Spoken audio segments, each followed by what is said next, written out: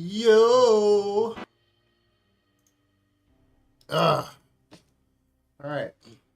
Let's get back to business. Traveled the face of the earth. However, it was quite the opposite. She went to a swamp where she was more connected to the world than she had ever been. She could use the trees and the vines to see all, including her daughters and everything else that was going on around the world.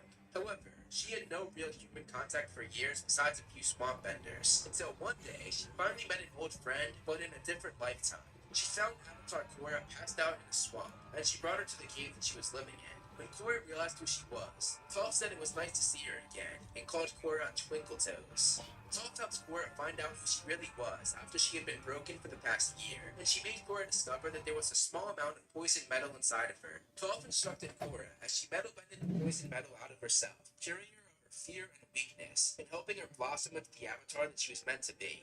Korra left after that, Toph went back to her seclusion, but one day while seeing through the earth and the vines, she saw that her daughter Sue had been kidnapped. She returned to Southview, and she was reunited with Lynn for the first time in 20 years, Lynn also there to save Sue. Lynn did not take kindly to her mother being there, however. All of Lynn's feelings came to the surface, and she exploded at her mother, and she said that once they saved Sue, she and Toph were finished. This cut deep for Toph, and she said that if that's what would make Lynn happy, then that's what they would do. But as she said this, Toph became choked up.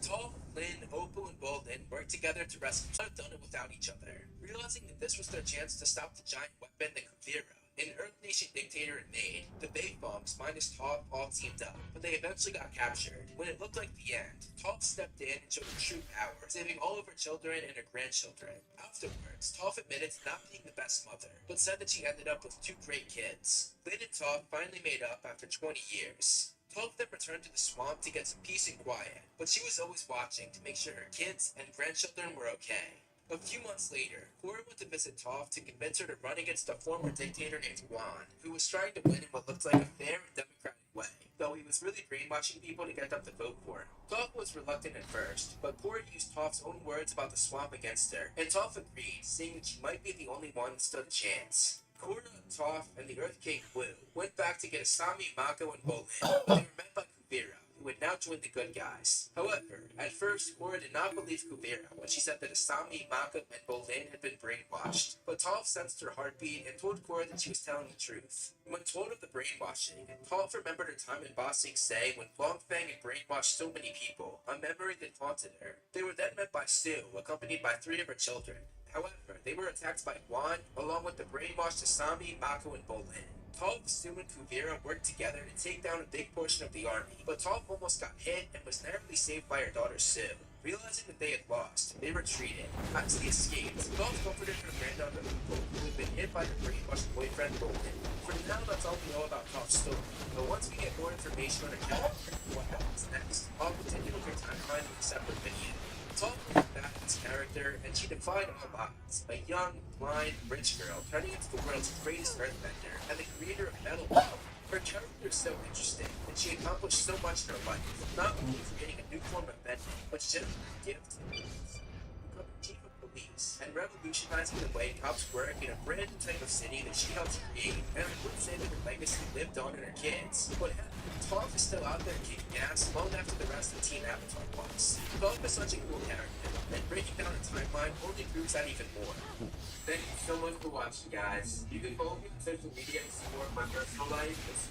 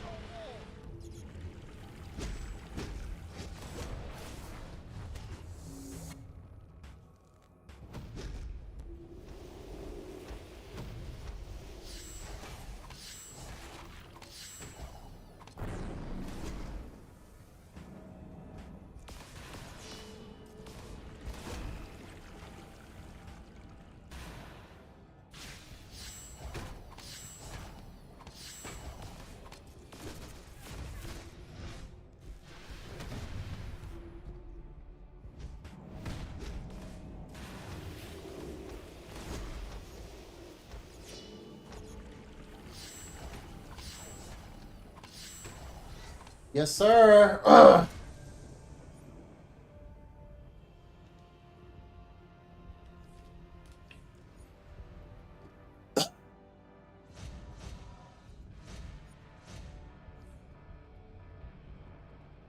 Whew.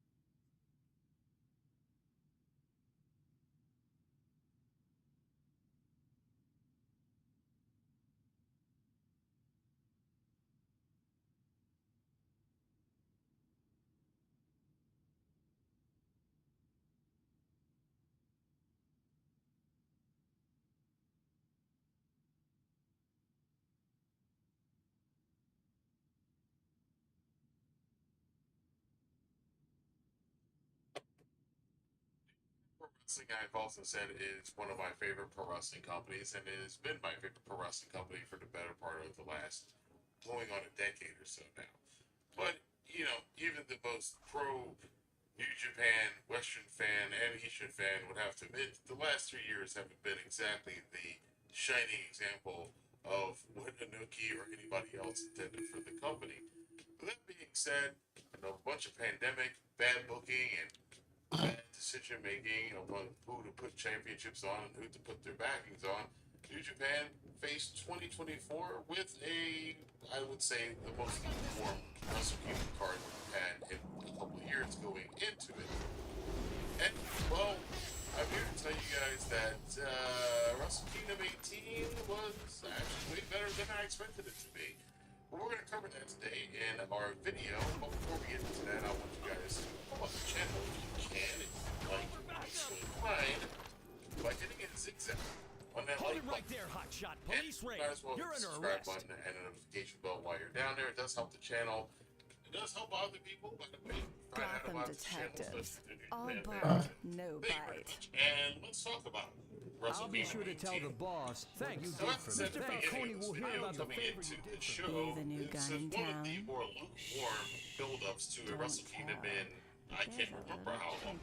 Even though the last couple of Wrestle Kingdoms were saddled with the pandemic era issues and a lot of booking issues and a lot of repeated other issues that New Japan has gone through over time and seems to not learn from here and there. This Wrestle Kingdom still has some of those issues, but it doesn't seem, at least to me, it feels like that a lot of the new stuff that they've been trying to do, a lot of the new wrestlers they've been trying to make, and even some of the championships they've created are finally settling into their spots and feeling not so much as experiments, but things that we're going to have to wait to the future to see, but things that are now I'll part be of sure to New tell the Japan and boss not just replacements of things that used to Falcone happen in New always Japan. repays a I think favor. part of this too is that the era of the 2010s is finally being let go of. We've kind of squeezed that limit for all the juice that's in it, and a lot of people who used to be there have left and probably not coming back. Others that have been around for a while and probably should have left a while ago are leaving, and this new crop of talent is coming in. Plus Thanks. talent that Mr. has never Falcone been in will New hear Japan about or the hasn't favor been you in New did for Japan me. for a long time that want to add their names to the rich legacy of NJPW. So, we came in with a junior tag team match that featured Francesca Akira and TJP Catch 2-2 against the War Dogs, junior heavyweights, which Driller and Clark Honors, and they're junior heavyweights. Come on, man. Especially Driller, because that dude does not look like a junior heavyweight. He's more like a heavyweight. But then we being a brawling tag team, we're taking on Catch 2-2, who had lost a coffin match in which TJP had been put in to never be seen from again. Well, Francesca Akira let us know in the press conference that TJP, well, the TJP that you knew was gone, but somebody else is coming back named I'll be sure Aswang. to tell the And boss what Aswang you did for me. is, for those of you who don't know, it's based off of Filipino lore. Falcone It's based off always of repays a a favor. shape-shifting vampire creature, and that is the character that TJP embodied As Wrestle Kingdom opened up, he came out of the coffin that he'd been buried in with this really cool-looking animatronic arm, a hat that looked like straight out of Mortal Kombat. In fact, it looked like a character from out of Mortal Kombat coming out of the coffin and heading towards the ring. Throw off the War Dogs too much, they went back and just beat the crap out of everything, which is what they do. So this was an interesting juniors match between a high-flying team and a team that is a bunch of brawl. And the great gimmick that calls back to some of the gimmicks of the Great Buddha, some of the great gimmicks of Prince Devitt at the Dome. TJP got its own version of it here. Even got a little bit of a bite into a blood spit gimmick that was in there, but overall, Catch-22 did regain the Mr. Falcone will hear about the favor you did for me. By the way, brand new belts that look spiffy. If there are any belts that needed to be updated in New Japan, it was the Junior Tag Team belts, which has been the same for. Drop your weapons and surrender. But this was a refreshing change and a good way to start off the show, and it did admittedly start feeling a lot more like Wrestle Kingdom than the last couple of Wrestle Kingdoms felt. And this feeling would go on throughout the night as we saw a lot of the guys coming in. Uemura took on Yoda Tsuji, and even though Tsuji looks like he's about 10 years ahead of Uemura as far as presence, personality, ring presence, ring command, movesets, everything else, it was Uemura that did get the win. And a shock to not only me, but apparently from reaction a lot of the crowd in Japan. Other young lions, well, former young lions who are now young talent, like Rinderino, is taking a turn to the dark side of Evil's House of Torture, took on his ongoing rival, who will probably be his rival for the next 30 years of his life, Shota Umino, who straight up did an Undertaker, came in on a motorcycle, staying with that roughneck gimmick. And he was teaming up with pro wrestling villains Kaito Kiyomiya, who just can't seem to get enough of coming into New Japan. He also can't seem to get enough of losing in New Japan, and they must have smashed it out of Torture. I do like the new direction for Red Arena. I do like the and I do like the fact that he seems to be really looking to leave Noah and come over to New Japan. Now, the only one that's kind of undercooked or feels undercooked or that he hasn't really settled into his gimmick yet is Uemura, but the Ring of Three Musketeers, and I know they hate being called that, but all three of them seem to have gone and are now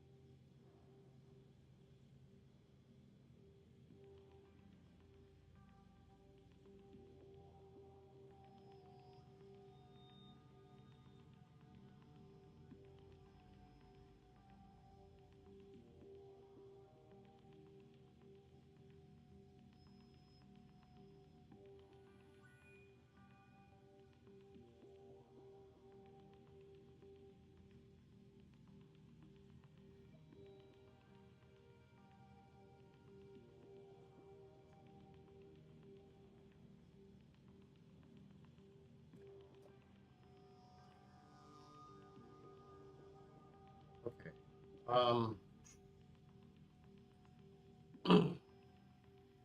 slowly becoming equal. I think that's what I meant earlier when I said a lot of these new things seem to be settling into the slots that they should be in. And yeah, this is what New Japan is now, I'll and be what sure New to tell Japan is the going in the boss future. what you And if did this for is the me. beginning of the young men establishing establishing their own characters in the promotion for the next 10, 15, 20 years. Looks like he might be in good hands. Other things that happened on the show, of course, we had championships on the line. Zack Sabre defended the TV title against the president of New Japan Pro Wrestling, Hiroshi Tanahashi. I don't think that what we saw at Wrestle Kingdom was Tanahashi's vision of New Japan, and I think this match is probably booked ahead of time.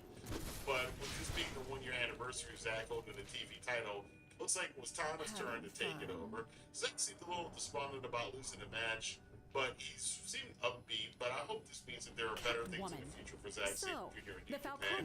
He now, given the circumstances that happened later in the show, is probably the most tenured foreigner outside of Battle of Folly, really, in New Japan these days. So Zack has been around. He's the OG now. As far as guys in foreign talent there, and you know, maybe he'll be 4-8 this year, or maybe it'll look to be that later on. Tanahashi, on the other hand, is absorbing his role as the new boss of everybody in New Japan Pro Wrestling. Now, how long he's going to hold on to this TV title, I don't know. He's a double champion now. This is also part of the number 6 tag champions are Okada and Ishii. But again, I think that whatever changes are going to be made out of Tanahashi's president, it's going to take some time for this to kind of roll along. But and this was a fun match. It wasn't anything really to write home about, but it got across the point it did what it needed to do. The next Openweight Single Championship was on the line. Tama Tonga challenged you for a championship himself before against Shingo Takagi. I will hands down say this is the first match of the night, the first match of the year contender from out of this card. And this is absolutely the best match I have seen from Tama Tonga at period in New Japan Pro Wrestling. Shingo, we expect excellence from. But Tama, again, a guy who went to singles as a face over a year or two ago, seems to kind of not went down into the groove and ditch with it, but this night it seems like the character finally felt like what had been intended for the character all along. We knew Tama Tonga always had the talent. We just never seen it on this stage, in this platform for a championship against the talent of the caliber of Shingo. You can't have that many lives suggest left. you go out of your way to see this match. This match continued to impress me and was way better than I intended it to be. Meet me at the club Tama later. Tonga regains the Never Openweight Championship, only for one of the old things that New Japan does that kind of irritates me sometimes, to surf its head again, which is after the match we found out that Tama Tonga is on his way out of New Japan at the end of the month. Now, this one, I don't mind. Tama Tonga's been around New Japan for 15 years. I think he's done. Viper Vinsanto, he's done about as rumored much as high-level assassin for there. the Falcone mob. I think No he convictions, probably no should have left arrests. a couple years ago, but he's been loyal to the company. He stuck with them. He stuck with them through good times, bad times, pandemic, and otherwise. And we'll talk more about Tama Tonga in the next couple of weeks as he's wrapping up at the end of January. But again, New Japan has put a championship on a guy. It's on his way out the door. So the match was great. It doesn't take away from the match, but the title reign is going to be even stronger. Some shadiness is going to happen with the championship. Now, I don't think Tama Tonga is going to do something like that, because the reason he gave for leaving the New Japan is that he's doing this for 15 years and he wants to be closer to his family. Plus, he's getting older, so it would make sense for him to come to the States, take a run at WWE, what everybody thinks is going to happen. He's got a lot of ties with AJ, Finn, Carl Anderson, Doc Gallows in WWE. I think WWE would be a better fit for him than AEW, quite honestly. I mean, Tama's never even sniffed the forbidden doors. I don't even think he's got much interest in AEW. But I don't mind this one so much, outside of the fact that they put the title on him, again, on a foreign talent that's leaving the company soon. We got a big surprise before the tag team unification champion, double champion, whatever kind of match you want to call it. And that's the artist formerly known as Dolph Ziggler in WWE, I should say. Nick Nemeth and his brother Ryan came right just out of nowhere in the crowd. They put them on camera. They walked towards their seats, took front row seats, along with the staff, apparently. And there was this buzz in the crowd. You can see that smug smirk on Dolph Ziggler's face, or Nick Nemeth, as we probably better off start calling him, the wanted man, as he is now going by. So, now there was speculation about this because it's before the tag title match. Are Nick and Ryan trying to become a tag team and go into the New Japan tag division? But that match was coming up next. God, Hikuleo, and El Phantasmo, somebody else's contract issues with New Japan right now, who are the current New Japan Strong Never Openweight Tag Team Champions, were taking on the IWGP World Heavyweight Tag Team Champions, Bishamon. Bishamon, I'm telling you, Yoshihashi and Hiroki Goto have found their niche with this Bishamon tag team, and I hope they continue the tag team well into the future. I know it's probably not what Hiroki Goto ever envisioned. It's certainly not what Yoshihashi envisioned, but I think everybody agrees that they, as Bishamon, Man and Chaos, beyond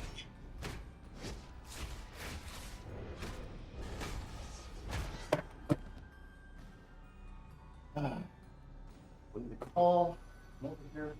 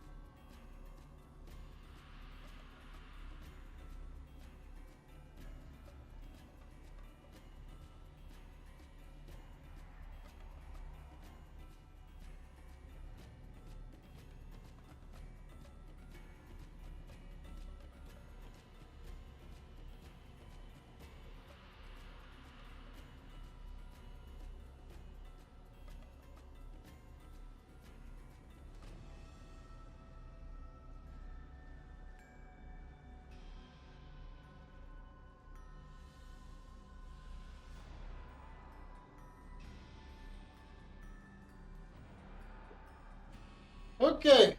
Okay.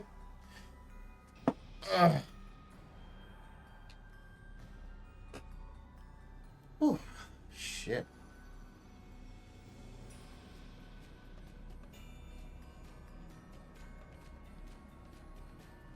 Even beyond Ishii or any of the juniors that have come and gone from Chaos, the faction, they needed to find their voice. Ishimon had been their voice and for tag team championships for the future. Whereas Alpha Cast Mike Layu, they put together a tag team, but they were an exciting tag team. And this match was a good match, not a great match, but it was a really, really good match. And that's what Layu doing a spot that Alpha Cast was known to do. Thunder Kiss 86 or Thunder Kiss 92 or whatever Nikolai was born. And that was a scary sight seeing a man that big trying to do that to take off the top rope the way that he did. But then he forced enough to get the win. And now Nikolai and El Fantasmo are double tag team champions in Japan Pro Wrestling. Now Fantasmo, a lot of people had a lot of words about him, whether or not he was even under contract with New Japan. Apparently he is. But it ends too, and he said think about what he would do after Wrestle Kingdom as well.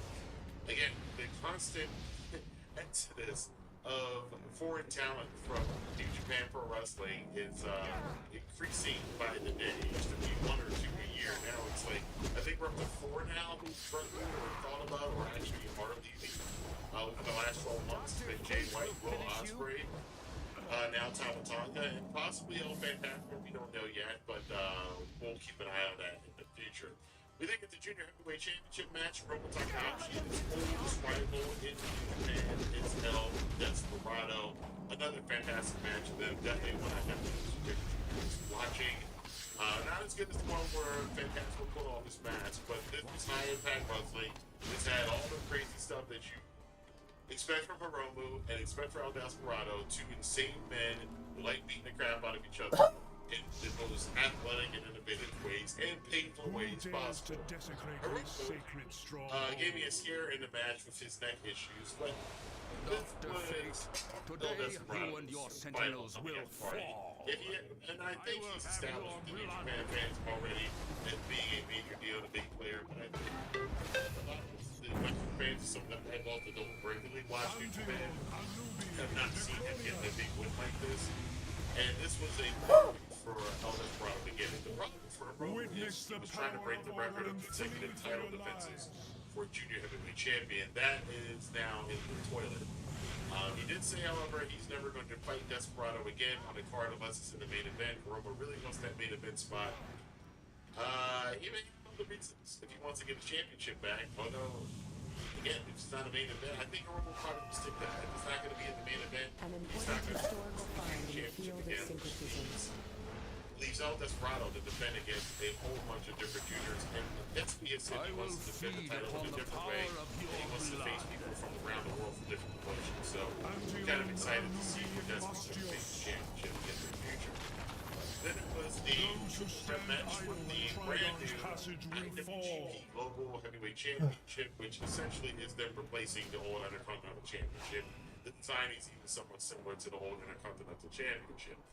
It's supposed to be seriously replacing the UK US Championship that are synonymous with Jon Moxley and Will Ospreay. They ran this match with David Finlay, who inserted himself into this one.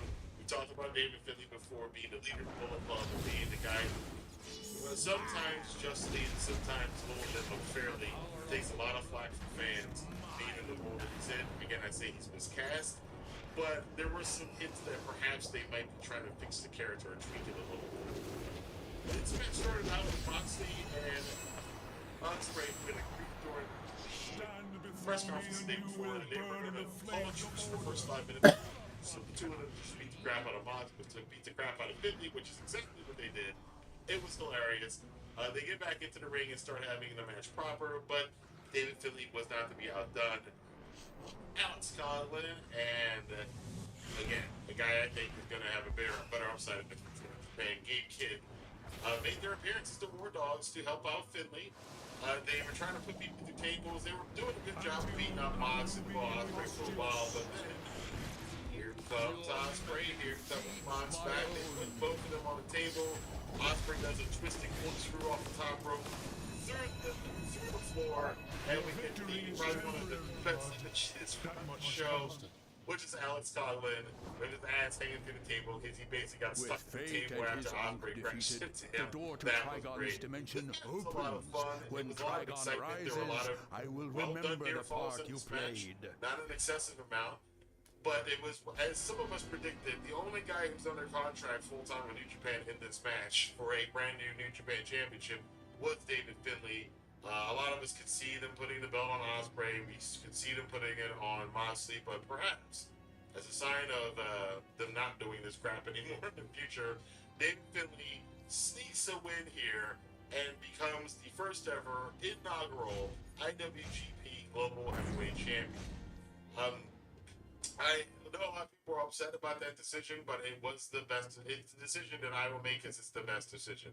Stop putting championships on guys who are going to be with the company. Ospreay's going to be spending the majority of his time in AEW.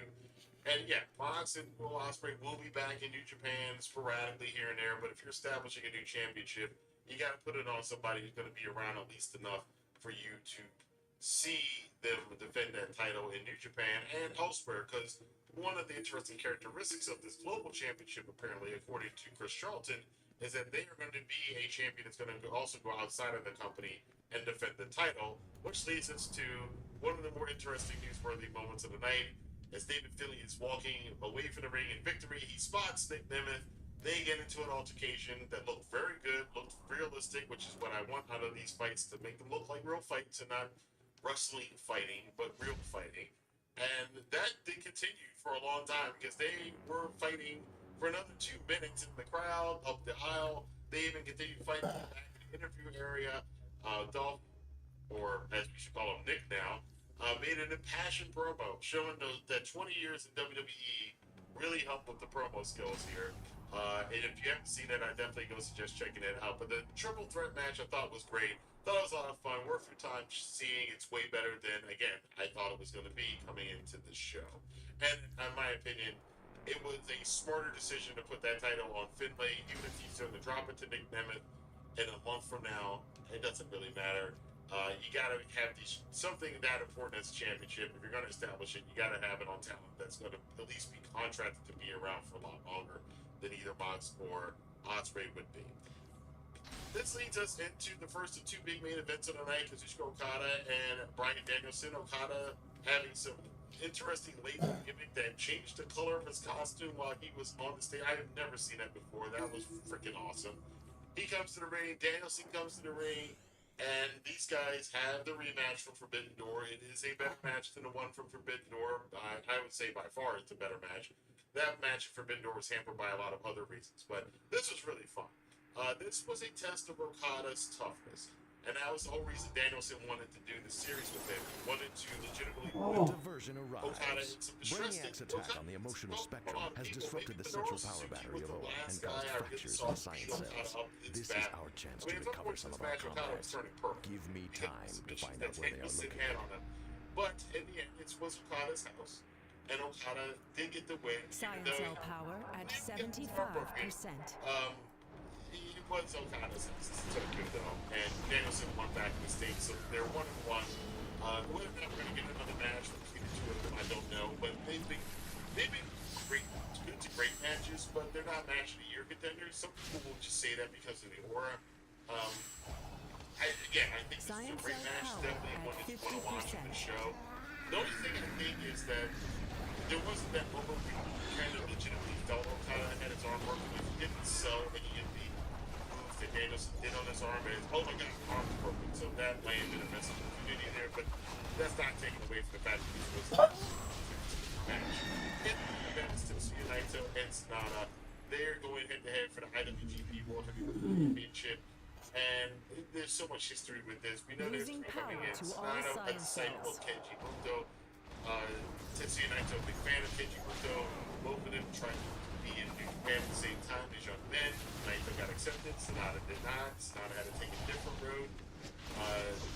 Naito got the retirement match against Muto that Sonata did not get last year. Sonata broke away from LIJ, became the champion, Malfunction. and seemingly been on the Science collision cell course in this match inertial since that restriction happened. field And reversed. everything in Sonata's championship reign, at least for me, The night. Visitor Fucking idiot. 4615001 Evil Star released. top level My talent. dude said, I'm gonna And he did not be. have any big You cannot resist my star bags, Mike. I don't even think he's been as against that. Top tongue or anything. Most of his defenses were against guys that were considered mid cards, even Jack Berry from all of the wrestling at mid door. That didn't make this match be bad. This match was way better than I thought it was going to be. Definite match of the year contender. And you shouldn't have expected that coming out of these guys as well as they know each other. Where this match just wasn't very good, but I think it didn't matter. The Japanese fans in Inertial attendance restriction knew what field this was disabled. about. This was the culmination of, you can say it's a 6-year story, you can say it's an 8-year story, you can say this even goes back to Wrestle Kingdom 8, I believe it was, when Naito was supposed to be in the main event against Okada for the world title, and that match got demoted out of the main event. He won both championships, united the IC and World Championships a couple years Detention ago. level Kenta screwed up the roll 159 call. power So we're is finally critical. going to get Tetsuya Naito, the main event, at the Tokyo Dome for the championship, and can he win it? And do the roll call. That will be that's all. That seems to be the entire motivation of Tetsuya Naito, especially the last 4 or 5 years. With Is these to get glory recognition. points, I'll demolish anyone who would stand in the way of our escape. All this time, the ingovernable one himself did finally get that done. Losing He defeats power Sonata in in an block excellent 17. match. There were a couple times in this match I thought Sonata was going to win. They got me with the false finishes. But Naito did win the match at the end of the day. He started with the roll call. He put a big token come in. I'm like, are you serious? Are you really going to do this? This feels like this booking that New Japan has done over the last couple of years that we don't like. Oh, it's a new era. Sonata is come back and helping to save. And in a funny way, it kind of was a bit of the roll call as the original 3 members, except for Bushi, were there. It was Evil and Sonata who were there for the roll call. Well, they weren't getting the roll call, but they were there at the end of the match as Naito did the roll call. I think that was on purpose. I think Evil and Sonata being there, as opposed to Shingo, as opposed to Tutan, as opposed to Hiromu, all those guys came in a little bit later. It was originally LIJ, its first incarnation was Naito, Bushi, Malfunction. Sonata, and Science cell Los inertial restriction field reversed. Ingobernables Day. Prisoner Did this nigga make a 3171 ninja? Words came out of his mouth. I was holding my breath. Something else wouldn't go wrong. The lights wouldn't go out. The microphone wouldn't calm down for some reason. Somebody else wouldn't do a run in that, there wouldn't be a earthquake.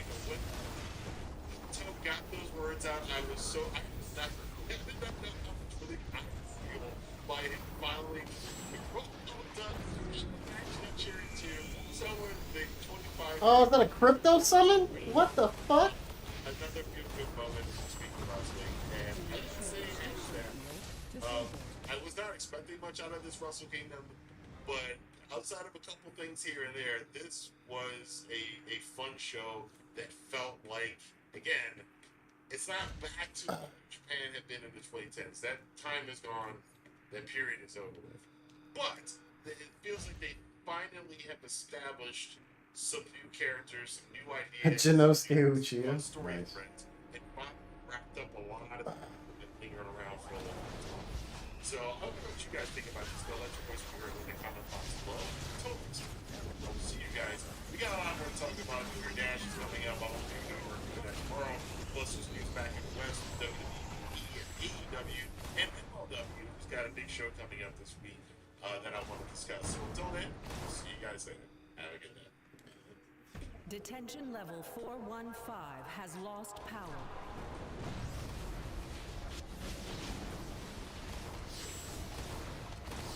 Man, I haven't been to the science cells in so long.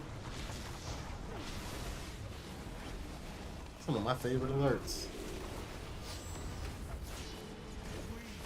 Yellow power rings that Sinestro and his allies wear.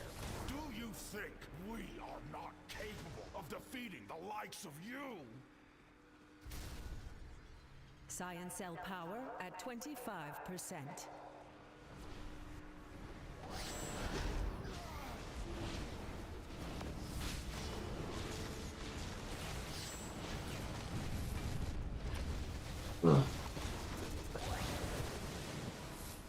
Electricity for Batman. I would have did gadgets.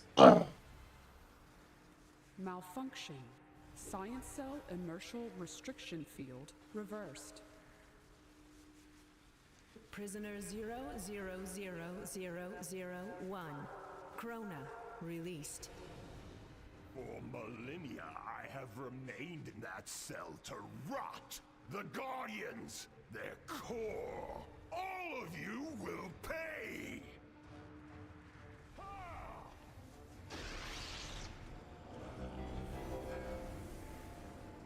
You dare challenge me, machine?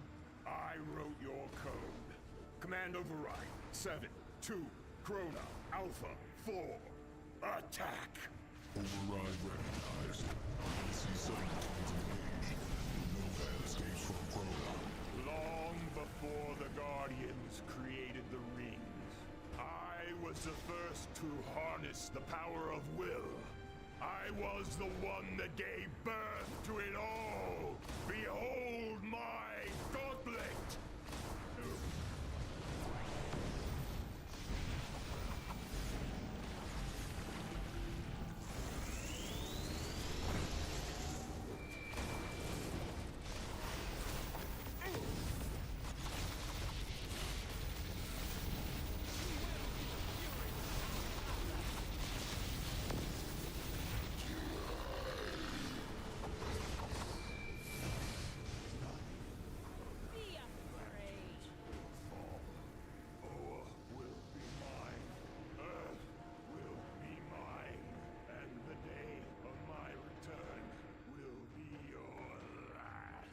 Inertial restriction field disabled.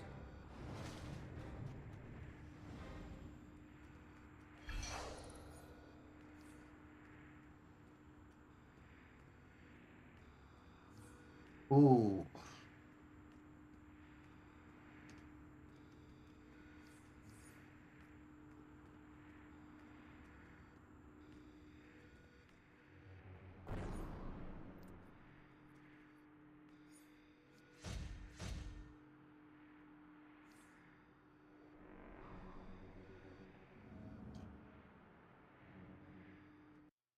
Nice.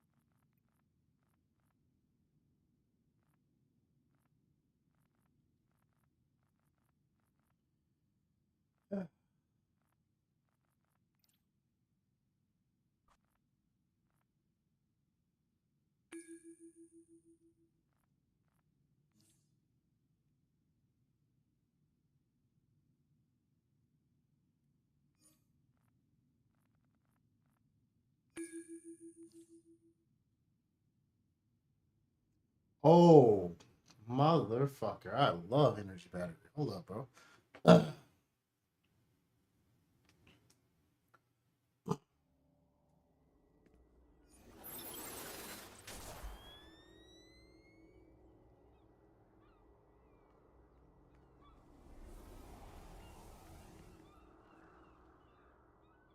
Star Lab scientists were working on the fear capacitors when they were attacked by crazed members of the Sinestro Corps. Find the missing components so that the scientists can finish assembling them.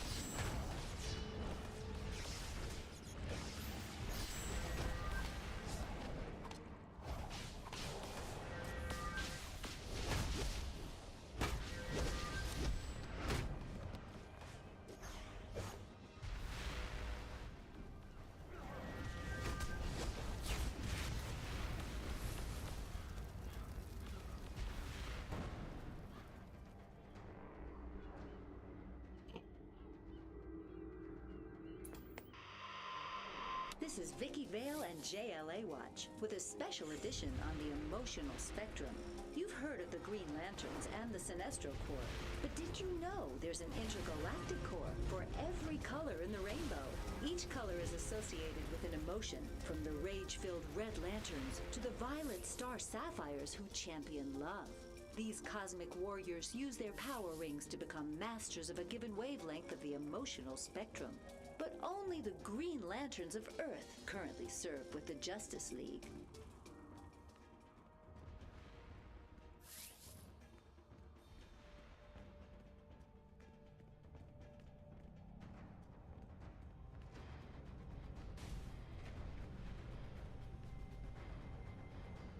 Second fear capacitor at 40%.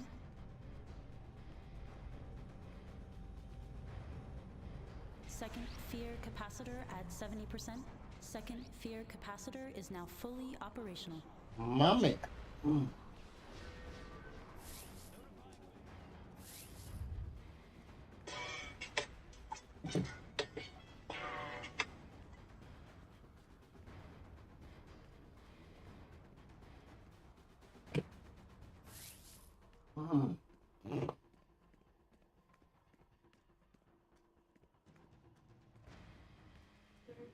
Third fear capacitor at 40%.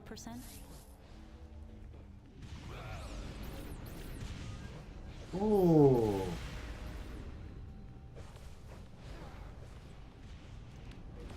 Third fear capacitor at 70%.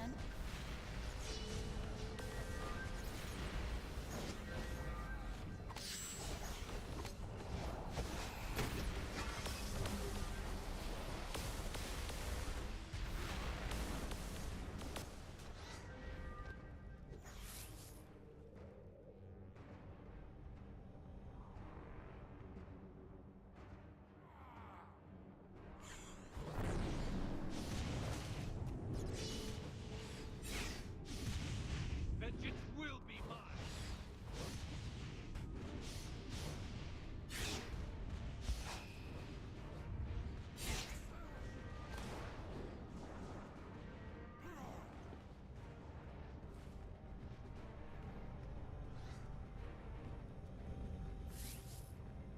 Third fear capacitor is now fully operational. These crazed yellow lanterns are absolutely intent on destroying the fear capacitors.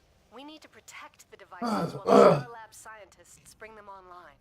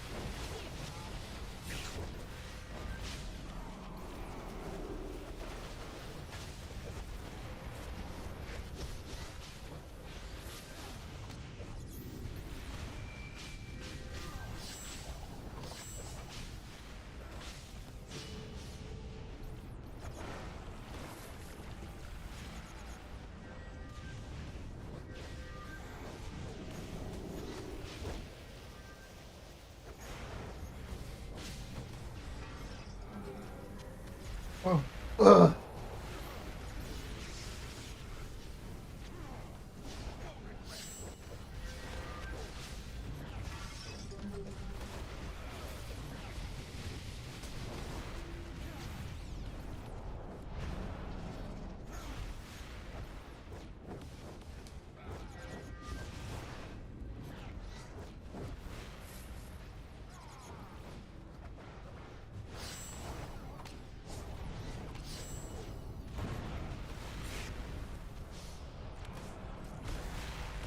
Stand away.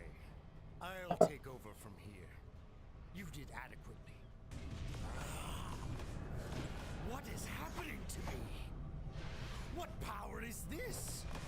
Fear is now mine to command as never before. You will not take this away from me.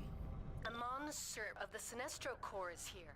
If he's not fear-frenzied like the others, he might be willing to work with us on restoring the balance to the spectrum in this area. Never mind. It looks like he's just as nuts as the rest of them. You'll have to neutralize him.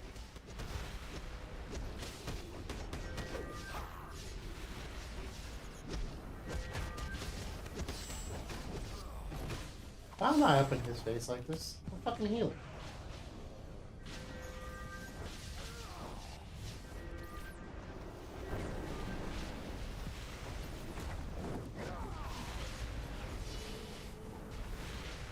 My whole life I held back.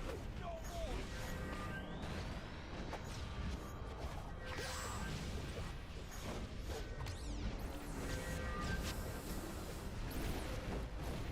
more. Oh.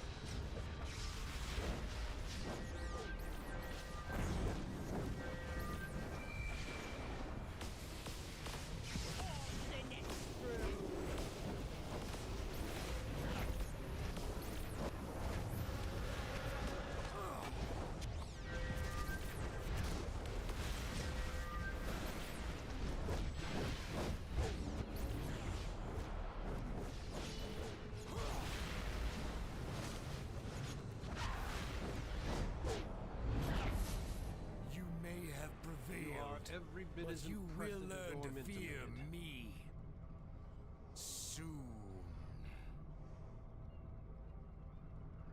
Up ahead, there's an entrance to a converted Star Labs facility. According to my intel, that's where the will capacitor is located. The Green Lantern Corps appear to control the area, but with the emotional spectrum out of whack, don't expect them to be happy to see you. Well, I don't feel like Oracle voice sounds different than I remember. My light cannot be put out.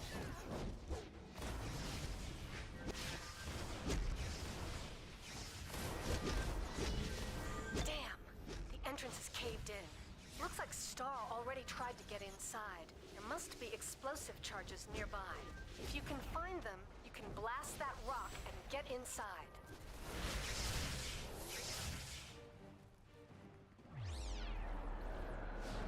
Got Quantum. I am unstoppable. I am the law! My light will enforce the law! The light of justice cannot be extinguished!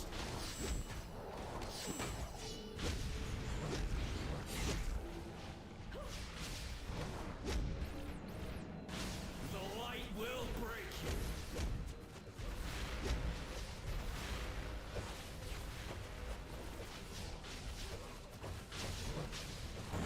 The light of justice cannot be extinguished! Unstoppable.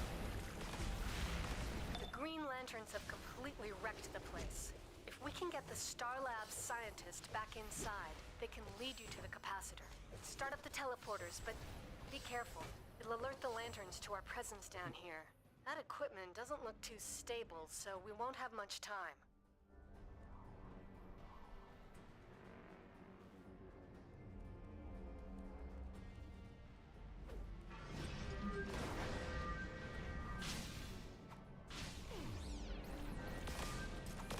The light will break you. My light cannot be put out. I am unstoppable.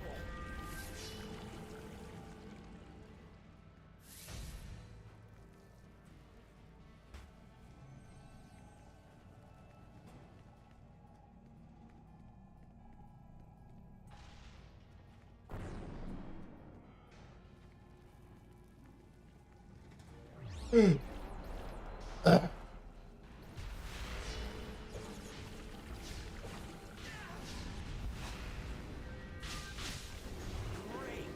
let's get to that capacitor. The light will break you apart. You fail. The light am unstoppable. Destroy them. They seek to break our will. Thanks. The capacitor's close. My light cannot be put out. All right, I've managed to get the door system online, but it won't last long without the generator running.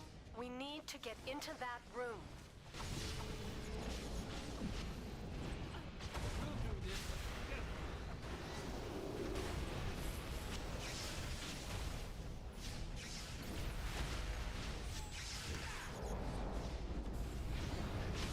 My light cannot be put out. Must be order.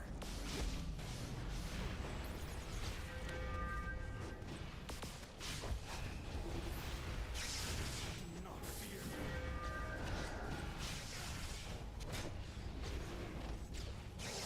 The light will break you. Woo! Your Damn. kind lacks conviction. Allow me to reinforce the strength of will.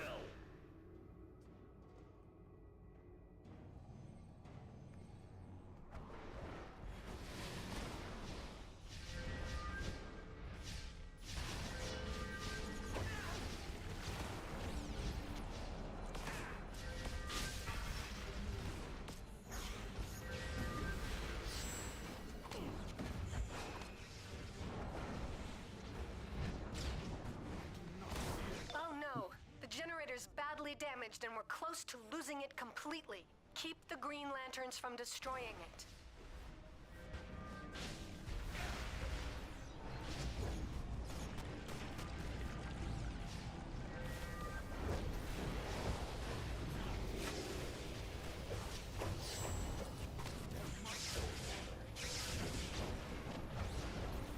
I am unstoppable. I am unstoppable. My light will enforce the law! I am the law!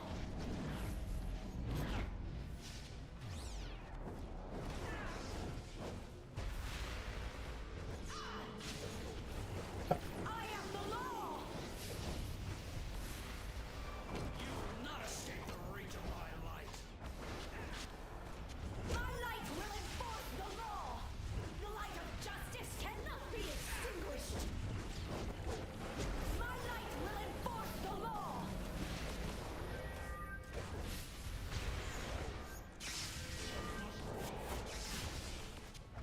Lanterns, hold your fire. Cease fire now.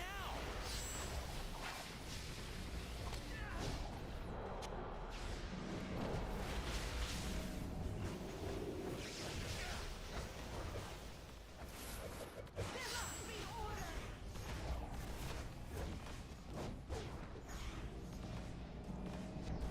Proximity. My light cannot be put out.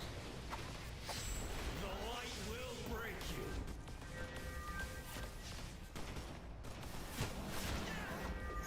Ugh.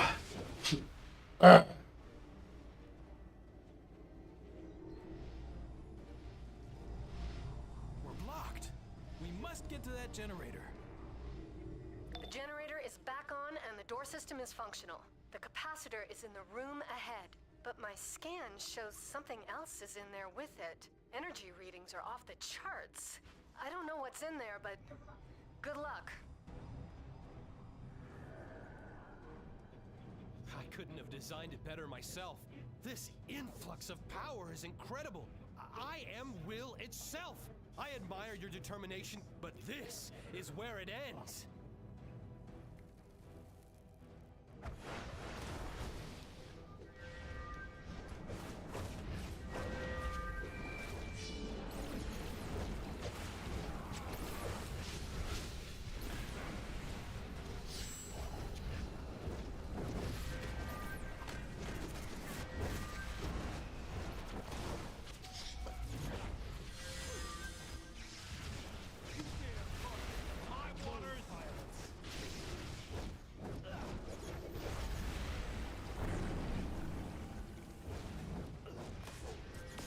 Woo!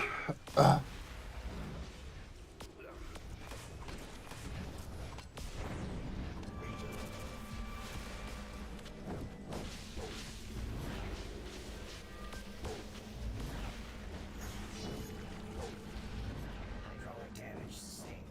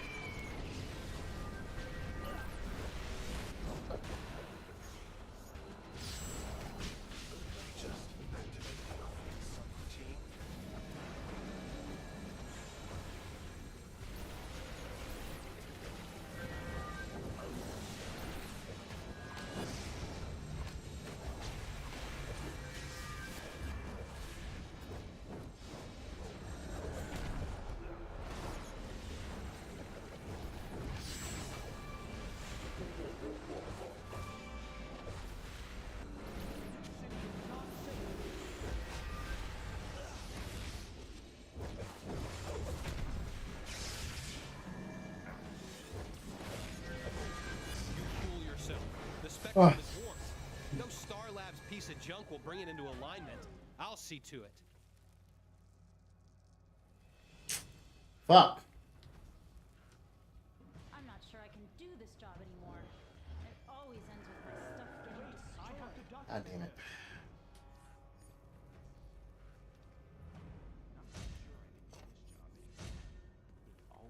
Trying to get mine down.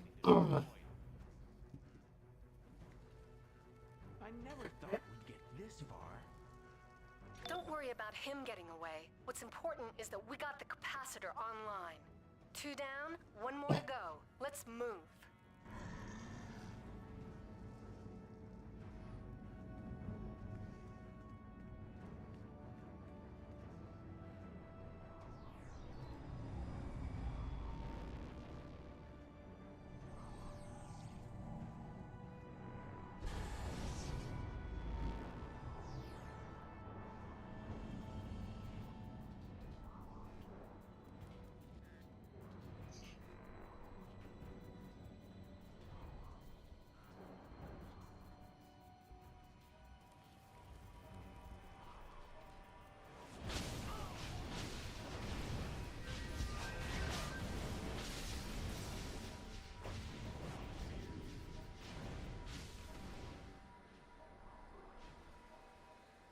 Red Lanterns have overrun Ferris aircraft with their rage. Hate to say it, but it might work to our advantage. Intel shows that Atrocitus, the leader of the Red Lanterns, has taken a component from the rage capacitors. We need to draw him here so we can take it back. Cull the Red Lantern population. When you've quelled enough rage, that should get his attention.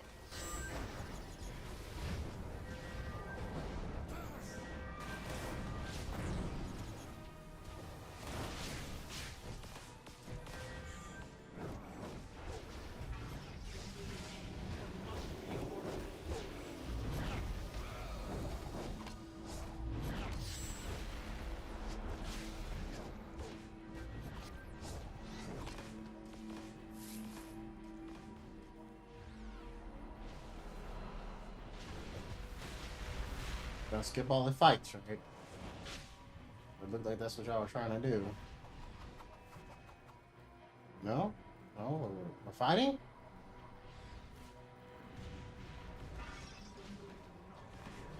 Okay, we're fighting. Shit.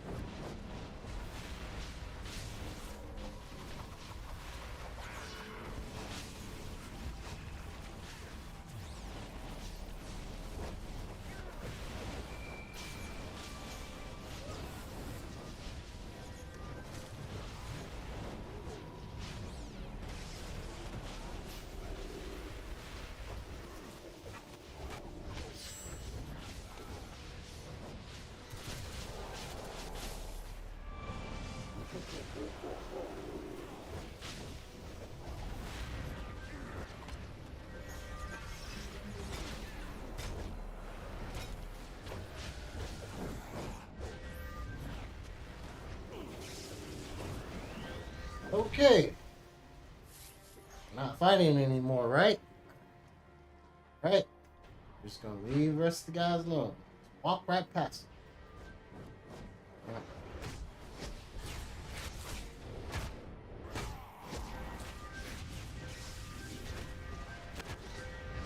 Yeah. Walk right past them, right? Right? Just fly over them. But god damn it.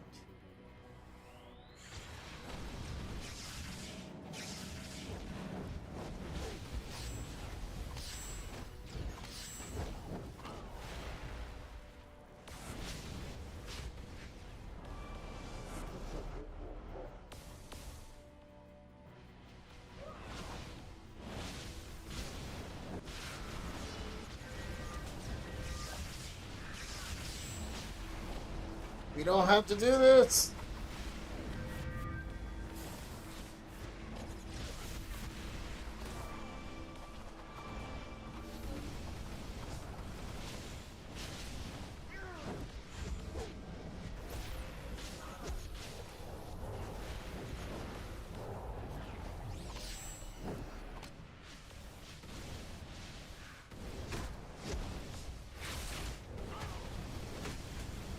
Oh.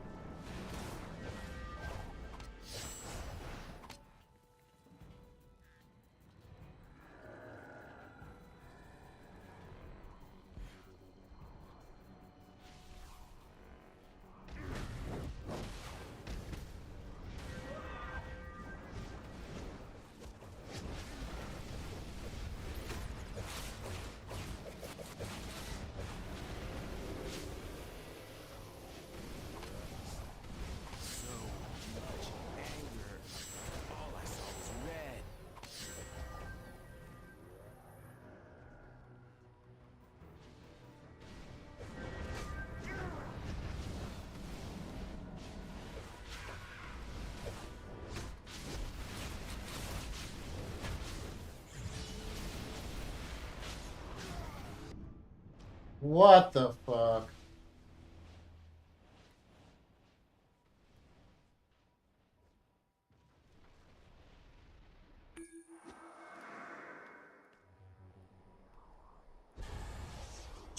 God damn it.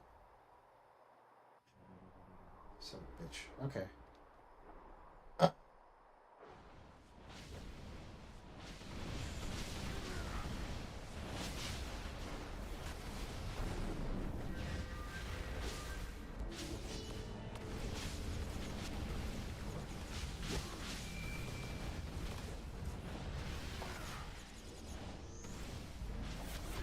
You guys got the big guns just to fucking pull them out.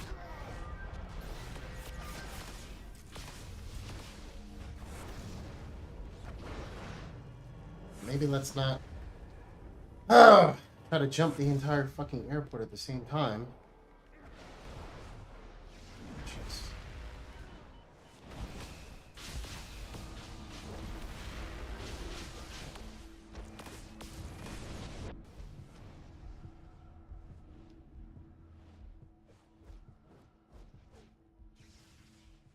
Thank you.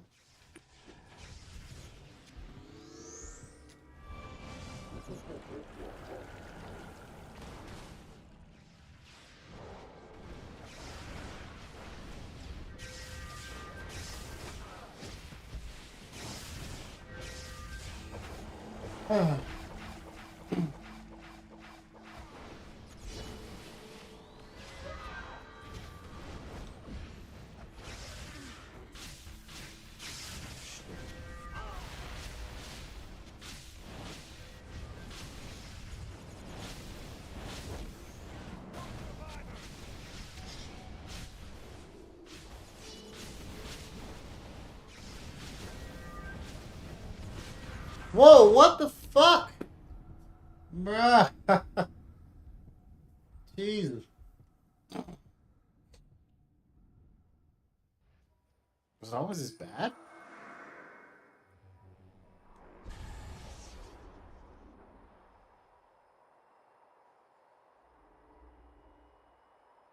Christ, man.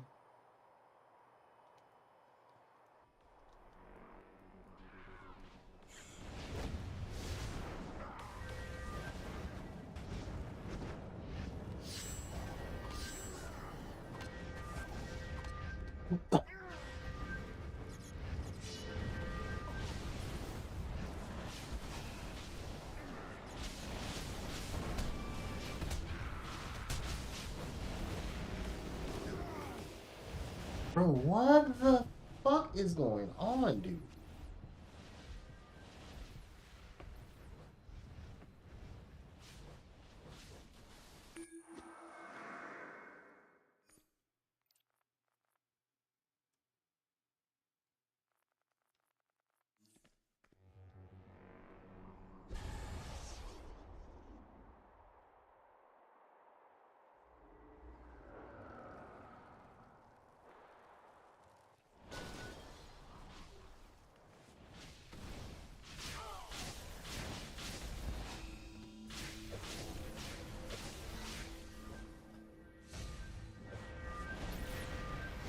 What?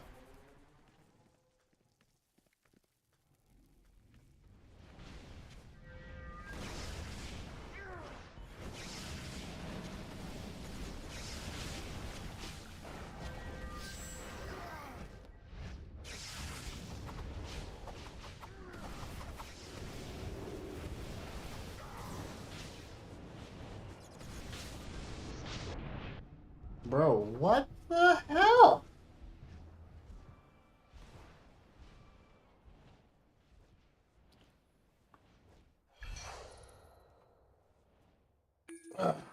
Alright, man.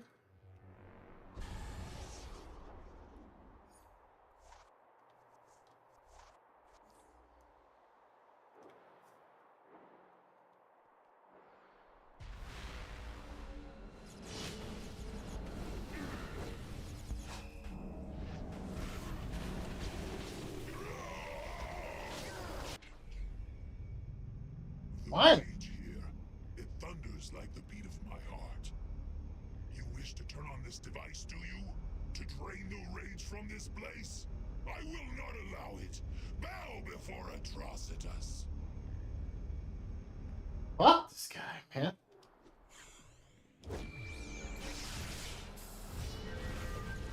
Jesus.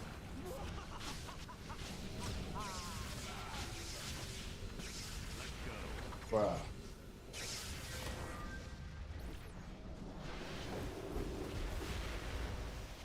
This dude just dropped my fucking lantern, man.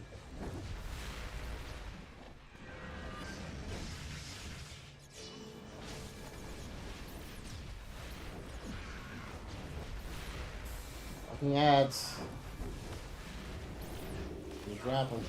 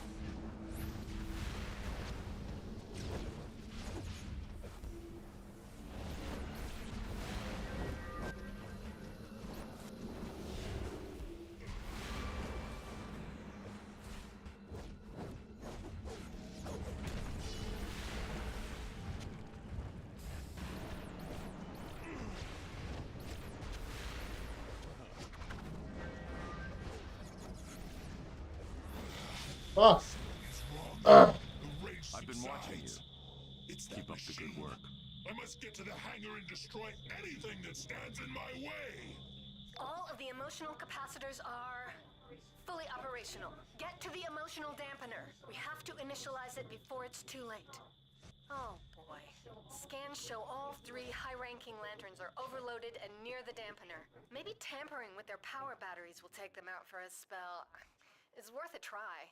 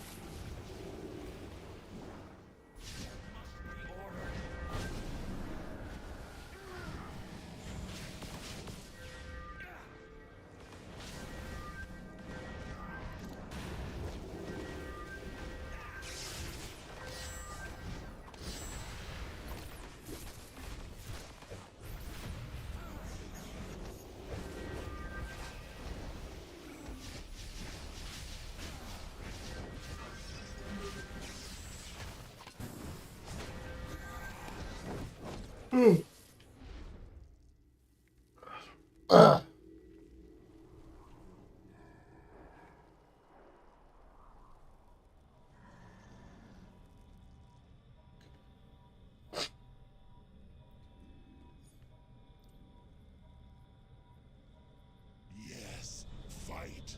Fight on, you fools. Let the rage of battle consume you, and I shall absorb its power. Release your fear to me. The light grows. It bends only to me.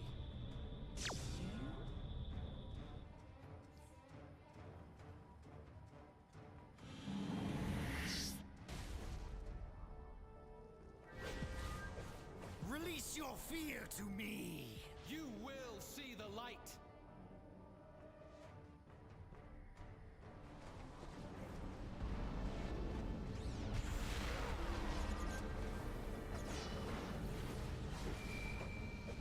Don't do something you'll regret. Like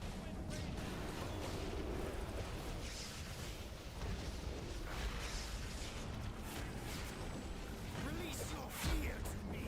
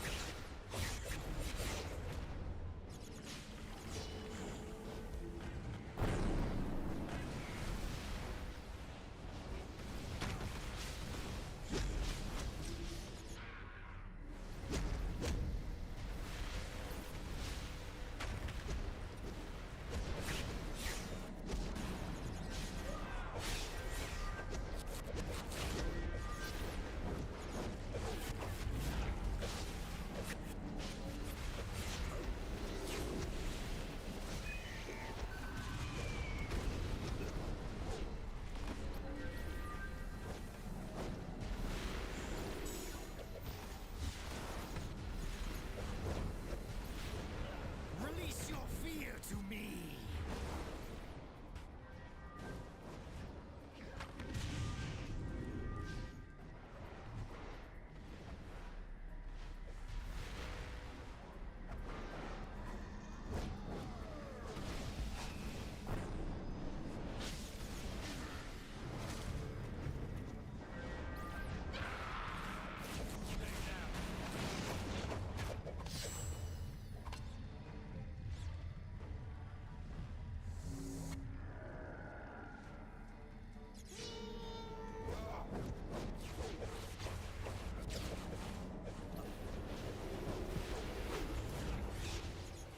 Release your fear to me.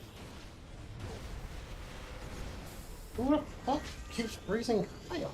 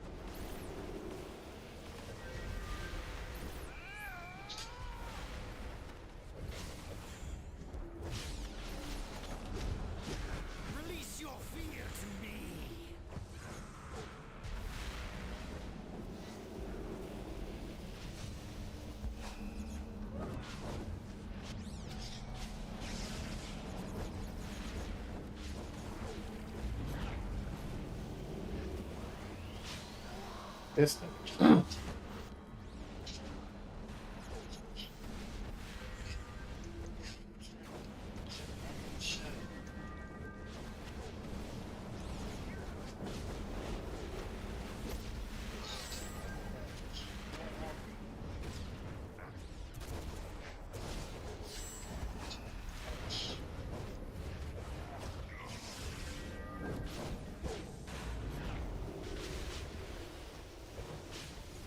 Release your fear to me.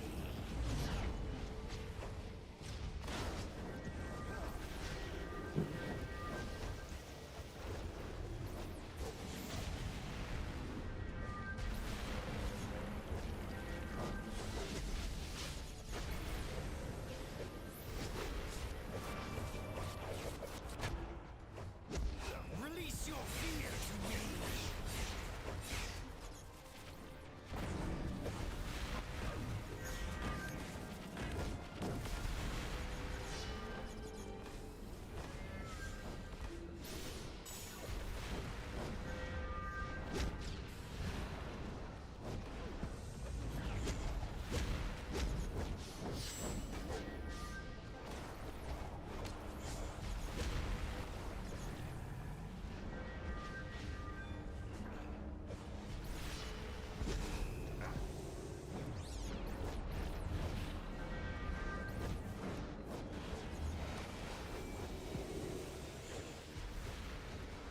Release your fear to me.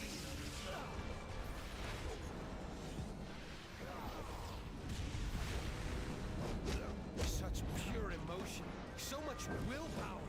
What did it do to us? I've got to report this to Owen. Release your fear to me.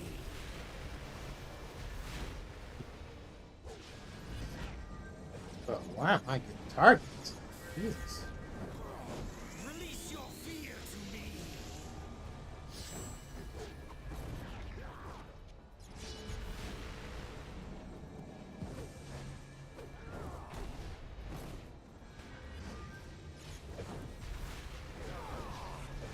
Release your fear to me.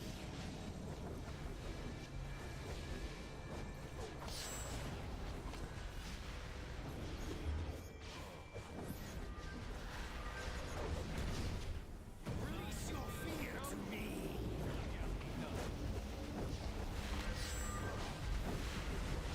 You may have prevailed. When I was a kid, all I wanted to be. Oh.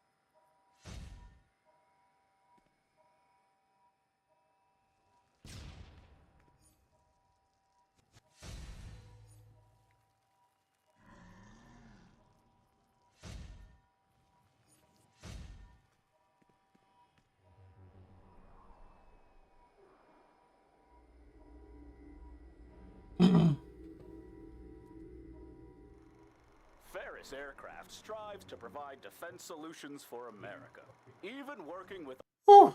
That was tough.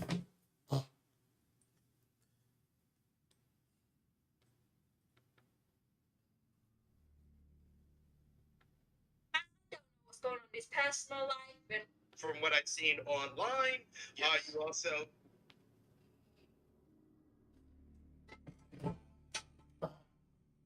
Woo. Hello.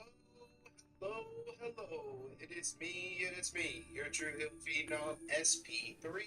We are live on the True Hill YouTube, Facebook, and Twitter for NJPW Wrestle Kingdom 18 review, discussing the big Tokyo Dome show from 2024, the 18th edition of Wrestle Kingdom, the biggest event of New Japan Pro Wrestling year, and we are here to discuss it all.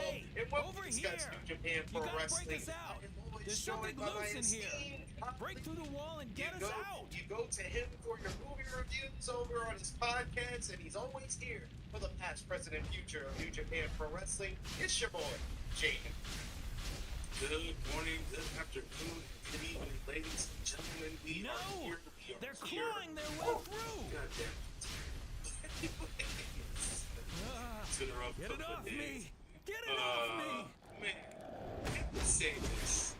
A lot of the time, the last couple of years, Wrestle Kingdom got surprises. I can appreciate those surprises, right? But then, you gotta stay in for years. That's be great. Was it to stay? Stay. I don't want to specify that. Went to sleep around 11 p.m. Got my 5-hour nap in. Woke up for New Year's Dash. Woke up because it was worthy. That's what it was for. Just what I wanted. A cat's paw. Lend me a hand and fetch the cat's eye diamonds from the jealous kitties guarding them in these chambers. From what I've seen If online, these relics can turn ordinary people into cats now, I can't wait to see what happens when their jewels are all in place. No disqualification. The main event of Katsuhiko Okada versus Will Ospreay. Will Ospreay announcing his final NJPW matchup will be on February 11th at New Beginning, and the first time in nearly 20 years, New Japan Pro Wrestling will have a steel cage match, 5-on-5. Steel cage warfare of United Empire versus Bullet Club War Dogs, who had a crazy brawl on that show. And we also got teases of Zack Sabre Jr. versus Bryan Danielson 2, as well as TMDK going for the never open weight 6-man tag team title. So, yes, noteworthy to say this New Year's Day. Can't forget about Gabe Kidd throwing down that challenge to Eddie Kingston for that battle in the Valley. I acquired this during a trip to Peru, trying to save Jaguars from stag industry's sponsored murder. We won't forget these calls anytime soon. Let's get this underway, man. We got a lot to talk about, a lot to tap into. Yeah. It's cooking again. Gato's in the kitchen, he's cooking again. I'm glad to see it. We appreciate y'all for joining us live. Appreciate y'all if you're watching us on demand. Show appreciation back by the simplest way possible. Drop the thumbs up on this video. Share this video with all your wrestling fans, friends, and family on all your favorite social media platforms. If you're new to the True Hill Heat YouTube channel, hit that subscribe button. Hit the bell to stay notified for all the great content here. And of course, sound off in the live chat. We love to interact with all of you in the live chat, so we'll try to highlight as many of your comments as possible. But of course, if you're feeling generous and you want to make sure we highlight your comment on screen, you want to hear our thoughts, you got a question for us, you can send a super chat donation that is so important to what we do here. We're a self-funded channel, so every little bit is increased, and it goes back to all the contributors that you see on screen, so we always appreciate that. Got a couple of people already in the chat with us. Dolores, as always, proper and early in the chat saying, join True Hill Heat Patreon. Best money you will spend, for sure. She also said New Year's Dash was good. It definitely was. We got Frantic World in the chat saying, what's up, SPP? Jane News in chat. I am watching the New Year's Dash show now. There you go. We got Big Man Dog saying that's pretty crazy. I remember people seeing people post about NJPW doing a cage match a few weeks ago. No, they did a coffin match. They did a coffin match a few weeks ago. You probably C's are very confused. It's understandable. But yes, let's get into Wrestle Kingdom 18 from the Tokyo Dome. More than 27,000 people in attendance in the Tokyo Dome, up from last year's attendance, so you always love to see that. And of course, the show with the New Japan Rambo over on the pre-show, starting at 1:30 a.m. Eastern Time. The Rambo, you had a bunch of guys who were very prominent throughout the year for New Japan Pro Wrestling featured in this one, from the guys in United Empire, Hanare, Jeff Cobb and Great Khan. You had Tomohiro Ishii in this one. Tai Chi was here. You had the return of Hayato coming in here, making his presence known after the All-Star Junior Festival for Michinoku Pro. He was featured in this one. We saw the return of Suki with the iron fingers, showing off, fingering people in the throat. Very good time. And then it came down to our final four in the matchup. You had in the Rambo, you had Yo, appearances known, and he made it to the final four. Last eliminating show, you had Great Okan in there, Taiji Ishimori, and of course Tori Yano. So the final four for New Year's Dash was those four. And then this morning we had the four-way matchup, which all of a sudden became a scramble match, a 10-minute scramble match where you had to score. You could score as many pinfalls in the 10 minutes as you want, but the person with the final pinfall would become the King of Pro Wrestling champion, and it was none other than Taiji Ishimori who pulled off the win, avoiding Great Okan from getting a victory right before the buzzer. So Taiji Ishimori, our new KOPW champion. But what did you think about the Rambo on Wrestling? Much like I said during our watch along, the Rambo was the Rambo. At the end of the day, the brothers paid and got their time. We got a couple of surprises here. I was even taken aback by seeing Hayato in there. I was like, what's going on here? I was like, okay, cool. And yeah, I mean, at the end of the day, it served its purpose. We got to the final four, and obviously they paid it off at New Year's Dash. Was not expecting Taiji Ishimori to be the new KOPW champion. We thought Great Okan was the one who needed it, and thought that he would firmly win, but we were wrong. It is what it is at the end of the day, but I wonder what he'll do with it necessarily. So we'll see. Next up, we go to the main card, and the main card kicked off with the IWGP Junior Heavyweight Tag Team Championships up for grabs as the Bullet Club War Dogs, Drilla Maloney, and Clark Connors defended against Catch 2-2, Francisco Akira, TJP, who was put in the coffin during the coffin match in Kurgan Hall on the road to the Tokyo Dome. He hadn't been seen for the last 2 weeks since, did not even appear at the press conference the night prior, and then he shows up as Filipino Fiend. This match was scary as hell. The entrance, he came out of the coffin. He had like Edward Scissorhand mutant hands and stuff like that. Had the whole Filipino outfit going on. It was a very kind of ominous presence by DJP with this new attire here. And they recall he was dressed as an Sawa, which is a Filipino cryptid. But this match was very fast-paced still. Even though it felt like the crowd didn't really know how to respond to the new TJP character, it's very unique. The Bullet Club War Dogs wearing the all-white should have been a sign that they were going to lose with their all-white strips. But they did good here, getting some offense, even on TJP, taking him out of play for a bit, isolating Akira for a good portion of this matchup before TJP was able to free them up. The War Dog bounced back with a little spear, high-low combination.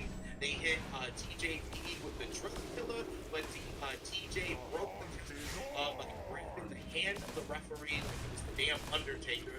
He then gets up, he fights Maloney, then sprays him in the face with the Miss Muta. Then they take out Clark Connors. They hit Maloney with the 2-2 that he needs. 1, 2, 3. TJP and Francisco Akira actually are now three time. This ceremonial match is the only Junior one in Heavyweight existence. Tag Team Champions. Falcone himself owned This match, before it 3 settled in my stars. cause. Dave Meltzer in the Wrestling Observer newsletter also gave the match 3.5 stars. What did you think about this one? That was cool, man. I thought the TJ Trix's ass was pretty cool. Was pretty dope. I was like, this is different, because a lot of the time they get creative with their with their ring jackets or their attire and stuff like that. But he came out with a whole new persona and stuff like that, which I could appreciate. So that was pretty cool. And the match lived up to what I thought it was going to be at the end of the day. It was very fast paced, good back and forth, and it didn't go over this 15-minute mark. So that's the New Japan. It's the New Japan way when it comes to these Super Junior singles matches and tag matches at that. But glad Catch 2 to regain those tag team titles. Now the Junior War Dogs can go ahead and either do something else or keep feuding or whatever they're going to do at this point. I think what they're going to concentrate on until February at least is going to be this whole War in the Cage thing with the Undisputed Empire. So it gives them good credence to have the anger, the angst to go forward. So, yeah. Reason that almost anybody put the War Dogs to be upset with United Empire currently. So it is very interesting that everything played out the way it did at New Year's Dash, kind of continuing this rivalry that really started ever since last spring when Drilla Maloney turned on turned on United Empire. I like it a lot. But we're gonna see how that transpires coming up on February 11th in the 5-on-5 Steel Cage Warfare. But we got a couple of comments to highlight here. Keep coming with those comments. Remember, those super chat donations always help out, guys. We got Big Red Dog says, non-net fans saying they like to see a cage match. Oh, okay. Yeah, because the way you worded it before, you said New Japan doing a cage match. We got the RPG saying, morning guys, we live in weird times. Indeed. A lot of decisions. The decisions were made. We got Stu Sage in the chat. Thanks for joining us. He says, woke up late and missed the opening match, then read about Riddle. That's what's your thoughts on Matt Riddle in New Japan Pro Wrestling? Look, man. I mean, at the end of the day, I'm gonna sit here and say as much news as I take in, I don't know everything. So I'm not necessarily keen on what all the hate towards Matt Riddle is about, per se. I have always been a fan of his in-ring. I don't know him as a person, so I can't say this, that, or the third about what he's done and what he hasn't done and shit like that. It's Japan. It works the same with baseball. If you're a freaking felon here, you go to Japan, you still get paid, you still get paid, and you play. So it works the same way with wrestling. So the dude seems to be off-putting here in the U.S. Japanese, Koreans, they'll give you a shot. That's just the way it works. So regardless of the fact of how much of cancel culture we believe in and things of that nature, he's still a pretty good in-ring performer. So at the end of the day, Gato, whoever thought this was a feasible idea, they brought it forward. He's going to face Tanahashi for the TV title. He won't win, obviously. It's just a different match for Tana to have against a different competitor he's not against. That's really what it is. I mean, Matt Riddle has made some very bad decisions. If this was a decision made by New Japan Pro Wrestling 5 years ago, I would be ecstatic. I'd be like, oh, this is awesome. Matt Riddle, guy from the independents, great stuff. Yeah, in New Japan, that makes a lot of sense. But after his WWE stint, after his involvement in the speaking out movement, the allegations against him, his treatment of his wife and his kids, his whole antics on social media. Yeah, I understand not knowing, but all I will say is that do your due diligence. You gotta get rid of these cat people so I can finish fixing this pipe. You gotta go in and turn on 4 valves along the way to open up the gate at the end. But don't breathe too deep. The place is full of fumes. On their personal time, it is what it is. At the end of the day, if it's negative, hey, that's what it is. But for me, I don't know what the fuck's going on, so sorry guys. We also got Nikki Boy, who says Catch 2 are one of the best junior tag teams New Japan ever had. They've been really a stabling force ever since like the breakup of Roppongi 3K and the Young Bucks leaving the junior heavyweight division. They needed a team like this. But reason we brought up Matt Riddle right then and there is because the person he will possibly face in his debut was up next as we had the NJPW World Television Championship up for grabs. Zack Sabre Jr. defending against Hiroshi Tanahashi. And surprisingly, this was almost as fast-paced or more fast-paced than the opening contest. We get some grappling early on between the two guys, but Tanahashi answers with two quick twists and shouts. He hits a sling blade, he hits the crossbody, he goes for a high fly blow, but Sabre blocks with the knees. He transitions into a bridging pin that nearly won him the matchup. Tanahashi rebounded back with the Dragon Screw. He goes for the Texas Cloverleaf, but Zack catches him and takes control of the arm into an armbar. We get kind of reversals back and forth between armbar and the Texas Cloverleaf. We get Zack going after the neck with the neck crane. The pair trade trap pins for a little bit after a strike exchange. Once CSJ escapes, he secures a sleeper at another point. He transitions the sleeper into an octopus hold. CSJ then stuffs the drag. He gets stuffed with his dragon screw. This opens up the neck breaks and a penalty kick. CSJ attempts to follow up with the Zax driver, but Tanahashi rolls him up into a quick pin. Then we get pinning combination back and forth. We get two counts, one count, two count. Reverses that pin into this pin. 1, 2, 3. 8.5 minutes. Just totally busting what we usually expect from the NJPW World Television Championship, a fast-paced technical wrestling clinic that Hiroshi President Ace is now President TV Champion, as Hiroshi Tanahashi becomes only the second NJPW World Television Champion, ending the historic one-year reign of Zack Sabre Jr. on his 17th defense, 16 successful defenses, the most prolific and winningest NJPW champion of the past decade. Zack Sabre Jr. uncrowned by President Ace here. Very surprised result before we had our preview, where kind of Walker kind of laid it out for us, and even convinced you to pick Tanahashi in our preview. Walker Stewart, the NJPW commentator, who did a great job on this show, by the way. But this match, I enjoyed the hell out of it. I don't think I've seen an 8-minute match as good as that. I give it 4 stars. No, it was a fun time. It did breeze by the way. I did not expect it to go 8.5 minutes. I was at the end of it all. By the time the show started, I was like, all right, it should be a draw.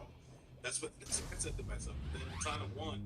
I said to myself, what are they doing? And I was like, what Tana have to be the TV champion? He's gonna be on TV all the time. It's like he's supposed to be President Ace. What are we doing? It's like, you're gonna be President Champion. This is the player manager thing that they used to do in baseball and basketball.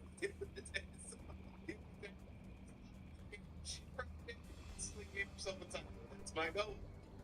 Yeah, well, I mean, hopefully it all goes well. I mean, the dash, he had a one-on-one versus Ryusuke Taguchi, so that went off as his first defense there, and then after Tana won, then the Naruto video played. That challenge. So we'll see how it goes, but it was a fun match nonetheless. I enjoyed it. It was interesting. I wanted to see Zack keep on going, but Same, I can't lie. I want the CSJ reign to continue as well. We got Frantic World in the chat. Is Tanahashi is making some good decisions? JP making some wise decisions. Put the time on me. That makes sense. We got Balabine that says Tana is starting his Buddha party and politics himself to all titles. Stu saying Tana knows he can't go longer than 15 minutes anymore, so make sure he never has to go more than 15 again. There you go. Shame. Ain't gonna be no time little draws for this reign, I guarantee that. Next up, you had Yu Uemura going one-on-one with Yota Tsuji, a battle of 2 of the young stars of NJPW here. And this one was a really fun one. That was another kind of fast-paced matchup at certain points where we had a lot of quick sequences that the crowd really enjoyed and were vocal for. This match opened with a collar and elbow tie-ups, transitioned into some technical wrestling. Once separated, Uemura tried to run at Tsuji, but Tsuji caught him with a sudden spine buster and then hits that big tope to the floor. Back in the ring, Tsuji scores with a near fall after the chair drop. We get Tsuji maintaining his control until Uemura lands an arm drag and a drop kick. A backdrop allows Uemura to climb to the top, but he missed the cross body, leaving Tsuji free to hit Uemura with a big backbreaker, retake the control. Tsuji attempts a Gene Blaster, but Uemura reversed into an arm drag again. Tsuji transitioned into a pinning combination, and followed up with a big old curb stomp, stomping Uemura's head into the ground. But Uemura kicks out of that as well. Uemura avoids a second curb stomp and lands a big suplex for a near fall. Uemura didn't let this opportunity pass. He immediately grabs the arm, grabs the other arm, hits the deadbolt suplex. 1, 2, 3, an upset win here of sorts as Uemura defeats Yota Tsuji here. This one also got a pretty good amount of time, going just over 13 minutes, and I really enjoyed this one as well. I gave it 3 3/4 stars. What do you think about this one and Uemura picking up? I mean, he needed it. Yeah. Uemura needed the win here. He's, as you said when we were doing the watch along, he has been the outside man looking in at this whole Reebok Musketeers announcement mid-year last year, and things of that nature. No, I mean, he was a star. Big Sue just gotta do big things. But Uemura should be in the same light. And this, I think, was a good win for him. Only thing I wanted was more time for this match, because I thought there could have been much more to do. But, we got a couple decades of these guys. So, yeah, it just went under 11 minutes, actually. Right. But yeah.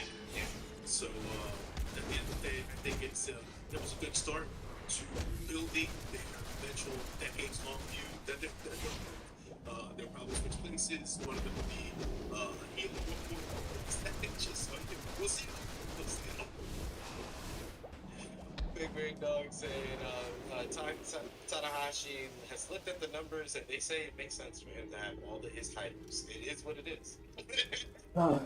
King Potato talking Museum archive notes. Gas. The so-called Tiger Eye totem is made of a mysterious material that melted my equipment. Do not place this on display until you consult with Jason Blood or another occult expert. Really good. We have Angel in the chat. Thanks for joining us again. Saying GSJ gonna do another US run. Now he's too important to what they do in Japan. Just JPW. He's now moved in. He really had cemented his spot as the number 2 gaijin in New Japan Pro Wrestling last year with his TV title reign, and now with the number 1 gaijin moving on to AEW and Will Ospreay, CSJ should be number 1. So he's already set up a program with one of the top stars of AEW, kind of a crossover type matchup. I don't know when they're going to do that, but we gotta wait and see for that one. But I think that CSJ is going to be.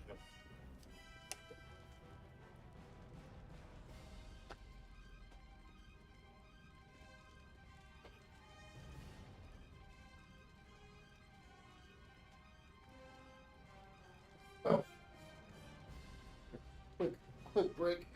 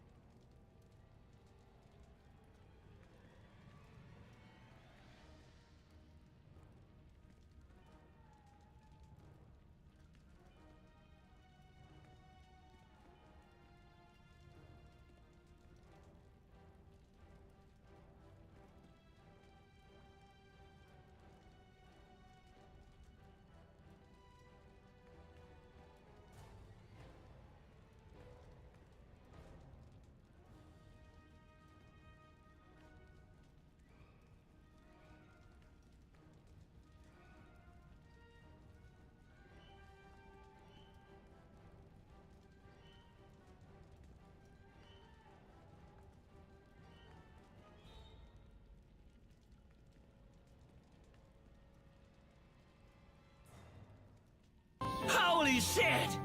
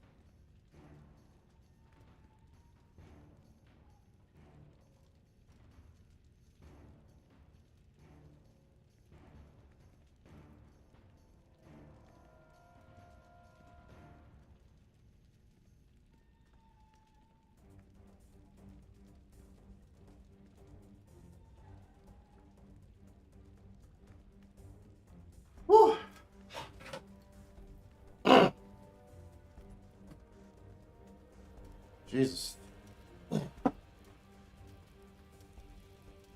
Prominent position in Japan this year. I agree with that. Definitely agree with that. Wallaby saying best arm drag since Steamboat. Yeah, there's like shades of Steamboat here. There's also shades of Tanahashi in Uniform. Very pretty. Very pretty arm drags. We got Big Man Doug says I give it 4.25 stars. Wow. He says maybe even 4.5. I thought this match was awesome. I gotta give it another look, but I really enjoyed it on my first watch of the matchup. We got Follow B says you had needed this. Glad he got it. Now he's inside. We also got Big Man Dogs that says New Japan is really experts at doing good, shorter matches. Yeah, this was one of the better paced shows for New Japan Pro Wrestling or Wrestle Kingdom shows in general. I thought these couple of matches, the first 3 matches, were perfectly timed and were all kind of hit what they needed to hit. Because they're good at in-ring storytelling and they understand what sense of urgency feels like. So not everything has to be a slow, drawn, plotting process where everybody's speaking. Like you can take time to tell a good story and build to good way. Shit. Sorry. And just to mention, Dave Meltzer on the Wrestling Observer newsletter gave both CSJ versus Tana and Uemura versus Tsuji 4 stars. Just so everyone's aware of the Meltzer ratings as well that came out this morning. Alright, next up, I legitimately, I won't even lie to y'all, I legitimately did not even upload the pictures for this match because I didn't know what was up. So I'm going to upload the pictures right now and we can talk about it very quickly. It was the 4th match on the card. House of Torture, Evil, and Ren Narita going one-on-one with Shota Amino and Kaito Kiyomiya. Although my interest in this matchup was very low, lower than anything else on this show, there was some good things about this. Much of the match was kind of enjoyable. Amino looks like an absolute star, even in a tag team setting like this, and it just feels like, I think even Jay News said it during our matchup. This was a match that should have probably been a singles match between Shota Amino and Ren Narita, and we saw that when Amino was working. But we also got to see Kaito Kiyomiya, who's also very great. Love to see him. And this was one, I would say, the slightly better than average for House of Torture side, which means a ceiling of 2 3/4 stars. And that's what I gave this matchup. Ren Narita hits Shota Amino with a big kind of like weight belt, a push-up bar.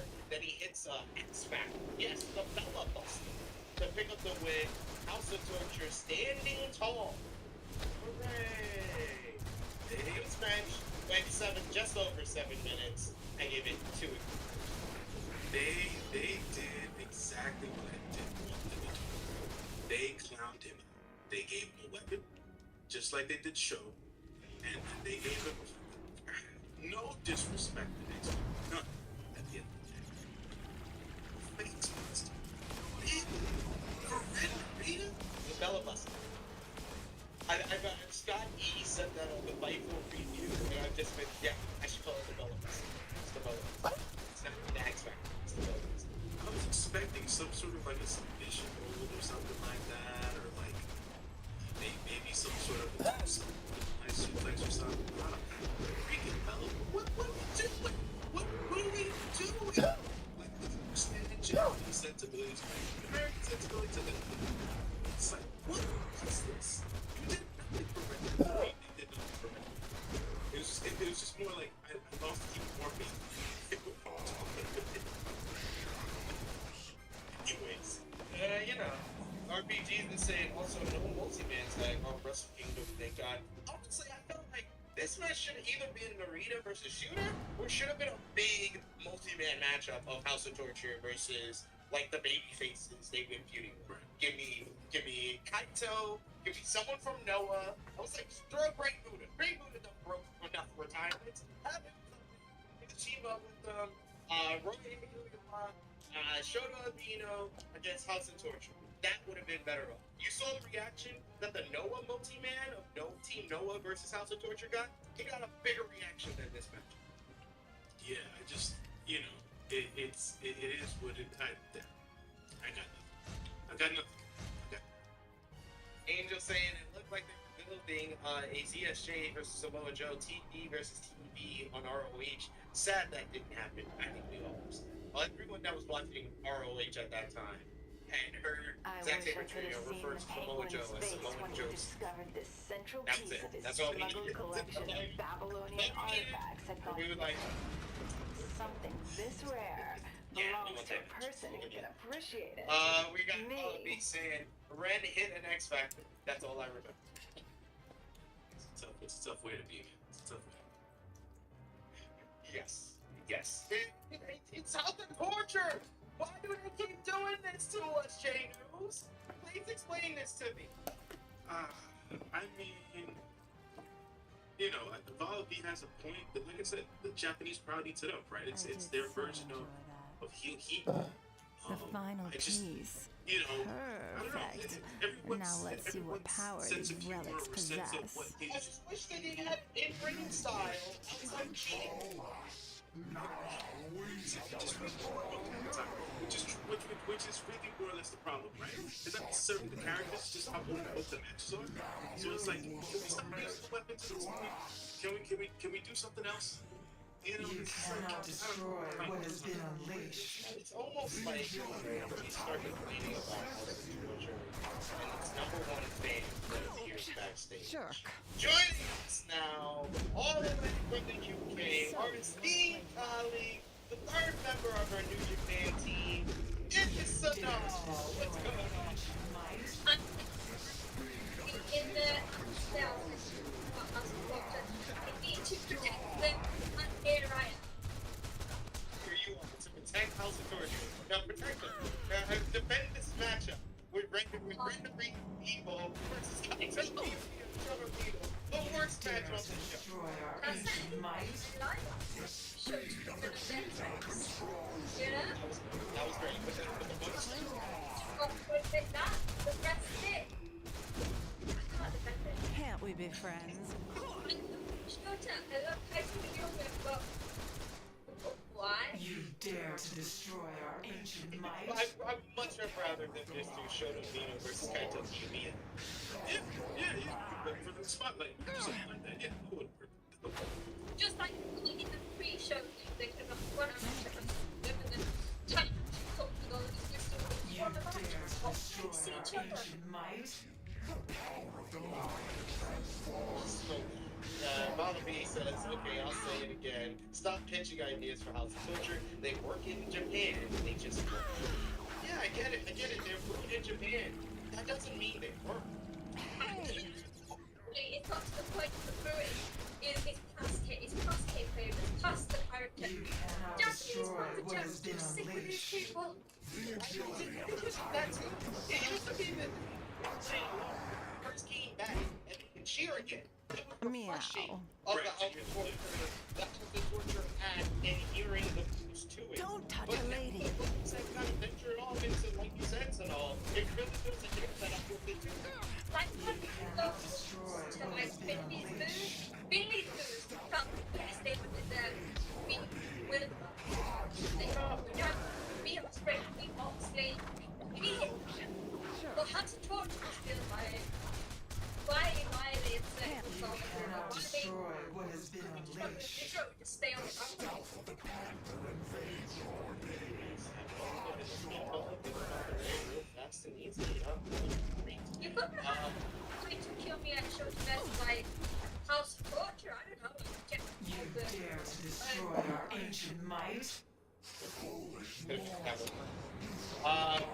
Besides everyone else says, I don't think the Japanese fans like this. You're not too bad yourself. The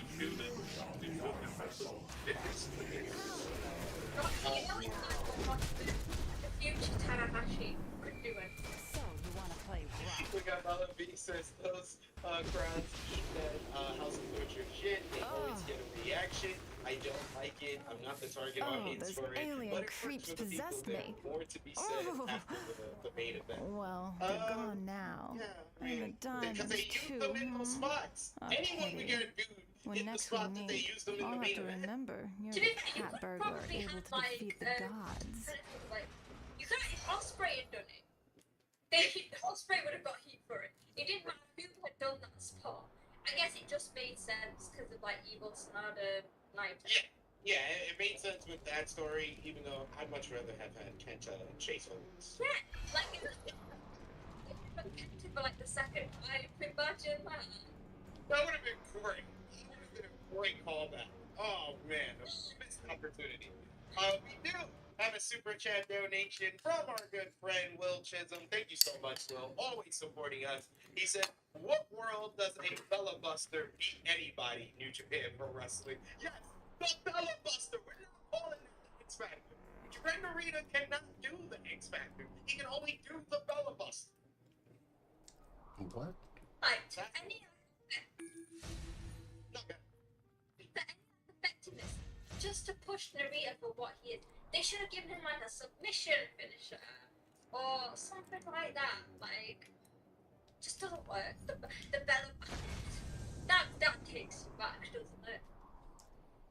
I love it so much. We got Paula B. Happy to see Sanal is finally here. We also got Big Man Dog saying, "You can't have too much go away.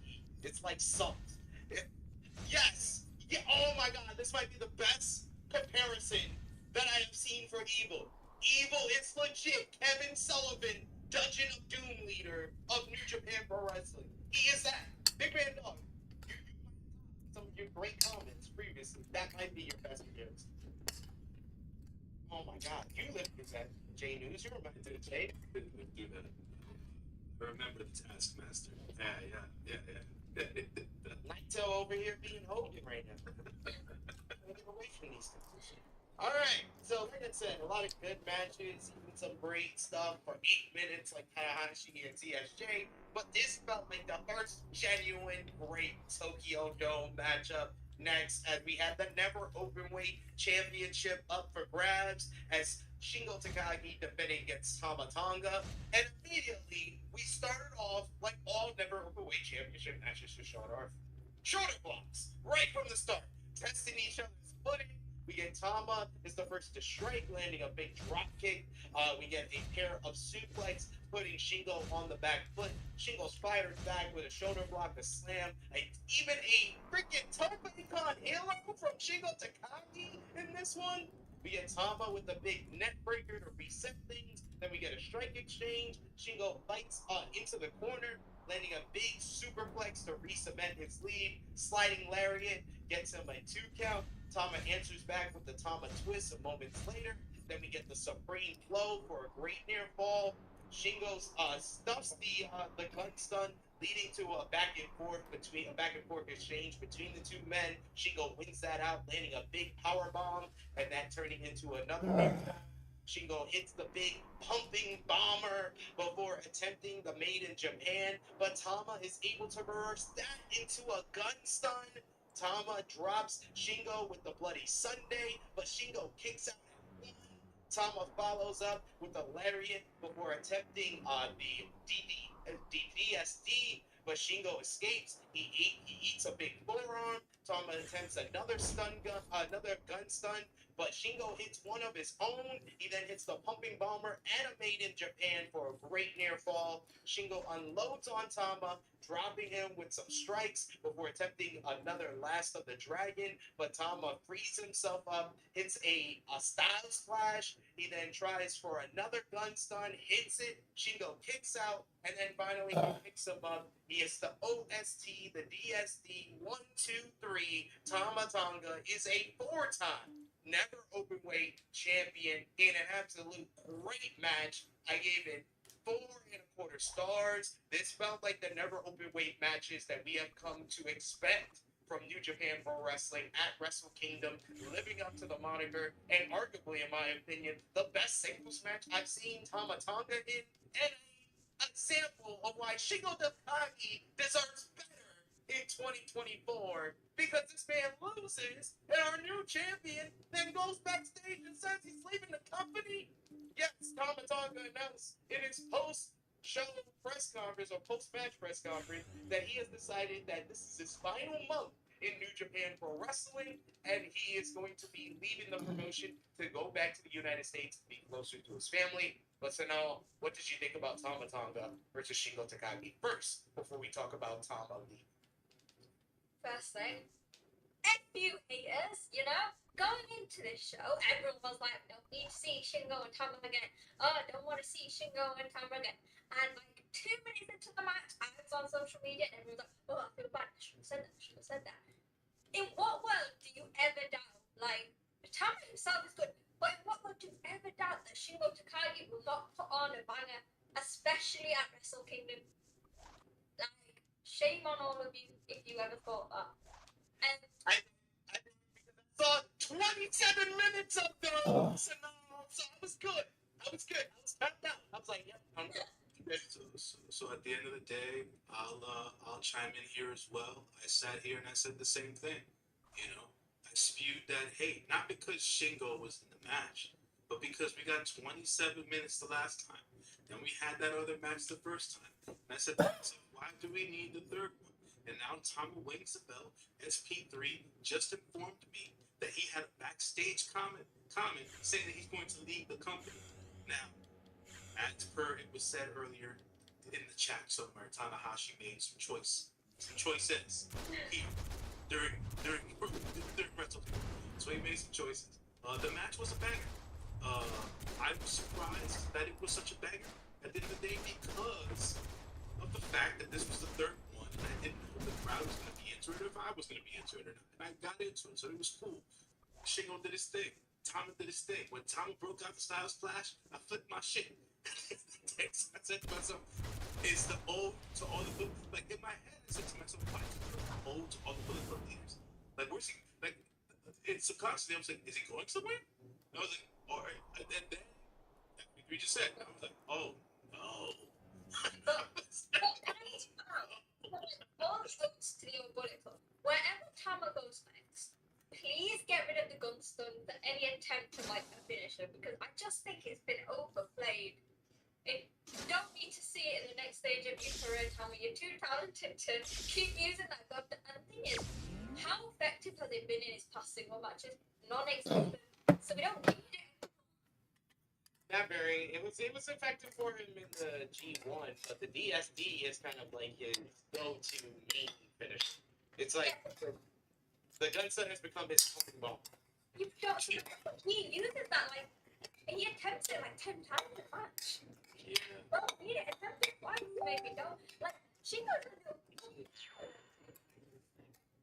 He attempts it like how people describe Kenny Omega attempting the B trigger.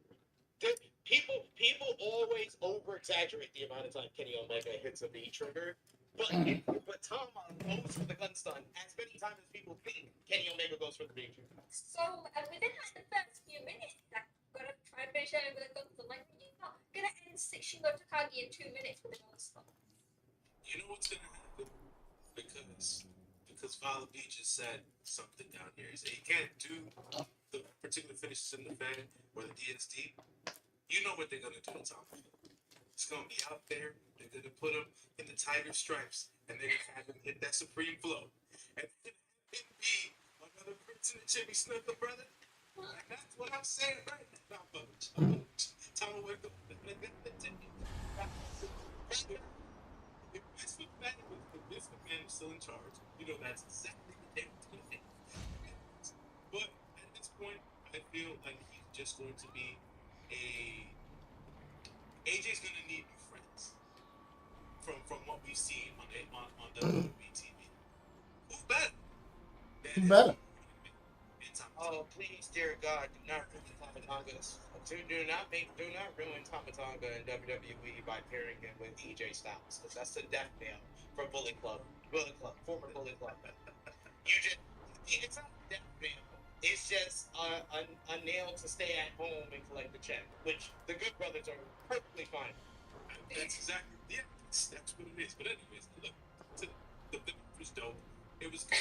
I had no idea that Tom was leaving. I just found out at the end of the day. So this kind of goes, this kind of makes the match null and void, which is whack. So, someone said in the chat, I hope he doesn't move the Eagle. Like, that would be like the most horrendous Oh thing. my god. He's so losing the Eagle. He's so losing the Eagle. When I saw him in that matchup and I saw Eagle, House of Torture was the opponent, I was like, oh no, and instead of Eagle as But SP3. We said this on social media. Tama is taking one for the team. He is sacrificing himself because otherwise, 10 out of 10, we would have had Eagle coming out after Naito. That is true. That is fair. But we get. Yeah, you see, Sanal, you always know how to make me look at the glass being half. Another super chat donation from our good friend Will Chisholm. Thank you as always, Will, always supporting us in what we do here. He says, would old school NJPW let someone win a title and they know they are leaving the company? SP3, he's coming. I'm sorry, SP3, I had to say it. Yes, you, Will Chisholm, and Romeo have been overstaying its welcome with that he's coming home catchphrase for every single free agent report or someone leaving a company that you guys are surprised. I enjoy the commitment. With old school, at the end of the day, they really, from a generational standpoint, they did. It was very few and far between when Gaijins held titles and stuff. So when they did hold titles, they weren't necessarily going anywhere. They were still free agents. They weren't signing anywhere, things of that nature, or whatever. But there was a respect factor there. So if guys were leaving, they would let them know ahead of time. So in this case, I guess they didn't know. So. Like, if Tama wanted to say something, he maybe should have waited. Don't literally do it straight up, because literally you had the match, and then was it 5 minutes after? Then that's when the news came out he was leaving. I was like, hey, you could wait a week or so. Let us enjoy the match. You could have said this after you lost to Evil. After you lost to Evil. Yeah, that would have been fun. But don't tell us you're leaving and then set up a program with Evil. That's a double slap in the face for me. But it's a bit almost it's different, but it's a bit similar to the Osprey thing. Of he got this title, and then obviously Wrestle Kingdom build up, and then it's but he's going to AEW, and everyone's like, well, but the difference is, Osprey was still able to have a fantastic match. Right. We know we're gonna get that with Tama. Yeah. We already know. We're not you don't have the solace of saying, yeah, I know Osprey's not gonna win this, but the match is gonna be great. You don't have that with Evo and Tama. You just know it's gonna be a bad time to watch, and it's gonna be a bad result. Well, have they confirmed when this is? Because might have to skip that. Probably new beginning, if anything. They'll probably announce it tomorrow. Yes, right. What I also think though is if they were gonna do something with the Bullet Club angle, have somebody that Tama was Kenta, Chase Owens. I know one of the ones that was really close to Tama in Bullet Club to make him all think evil. I'm just because that's the first person he beat for the Never Openweight Championship, so he's gonna drop the title to the person he first beat for the title. Father show, Well, next up we got our first surprise of the show as the former Dolph Ziggler, Nick Nemeth, alongside AEW's Ryan Nemeth, walked over to the VIP section while cameras was on him, seemingly to watch the upcoming IWGP NJPW Openweight Tag Team Championship matchup. But before we get into that, so now what's your reaction of seeing the Nemeth brothers show up at Wrestle Kingdom? Anyone follows me on social media, you would have seen I lost my shit. So I have not watched WWE for about 5 years, 5-6 years, let's say. However, when I did start, one of the first wrestlers that I was drawn to was Dolph Ziggler. couldn't attend one of the WWE shows in Manchester, but I made my mum go to the venue and I picked up a Dolph Ziggler shirt, which I still own to this day. So you can imagine, albeit I don't know what he's been doing the past 6 years. I don't know what's going on in his personal life, and like I think some people were like, so I don't know what he's been doing. But all I can tell you is that one of your first favorite wrestlers is now in your biggest love like wrestling company. It's impossible not to lose your shit. I literally was like, I mean, sorry to his brother, just didn't see the point of that. But when I saw Dolph Ziggler, aka Nick Nemeth, I lost my shit, and I will still need about 7 working days to process it. Yeah, I still need like 7 to 10 business days to stop calling him Dolph Ziggler and try to call him Nick Nemeth and not Brian Nemeth. I've been getting that confused all week. Today news, what was your reaction to seeing the former Dolph Ziggler in NJPW? Interesting, to say the least. That's one of my favorite words in my vocabulary, is interesting. Because it can be used for anything at the end of the day. I thought it was interesting. I thought that, him coming out with his brother was more of a sign of them being a tag team. But then that didn't go according to plan. I feel like they called the audible right then and there. I think they double dipped. Okay. I think they teased his first 2 programs. That makes sense. That definitely makes sense. Yeah, that's cool. The David Finlay thing, obviously we'll be talking about this match in a minute. We're just talking about Nick Nemeth arriving. So, it's cool. It's cool. I thought it was cool. I thought that the promos he had later on in the night were cool. Let's talk about the same reaction to Nick Nemeth. Right. It's cool. We got a couple of comments in the chat here. We got Big Man Dog says it's still gonna be good, but imagine if Dolph went to New Japan in 2016.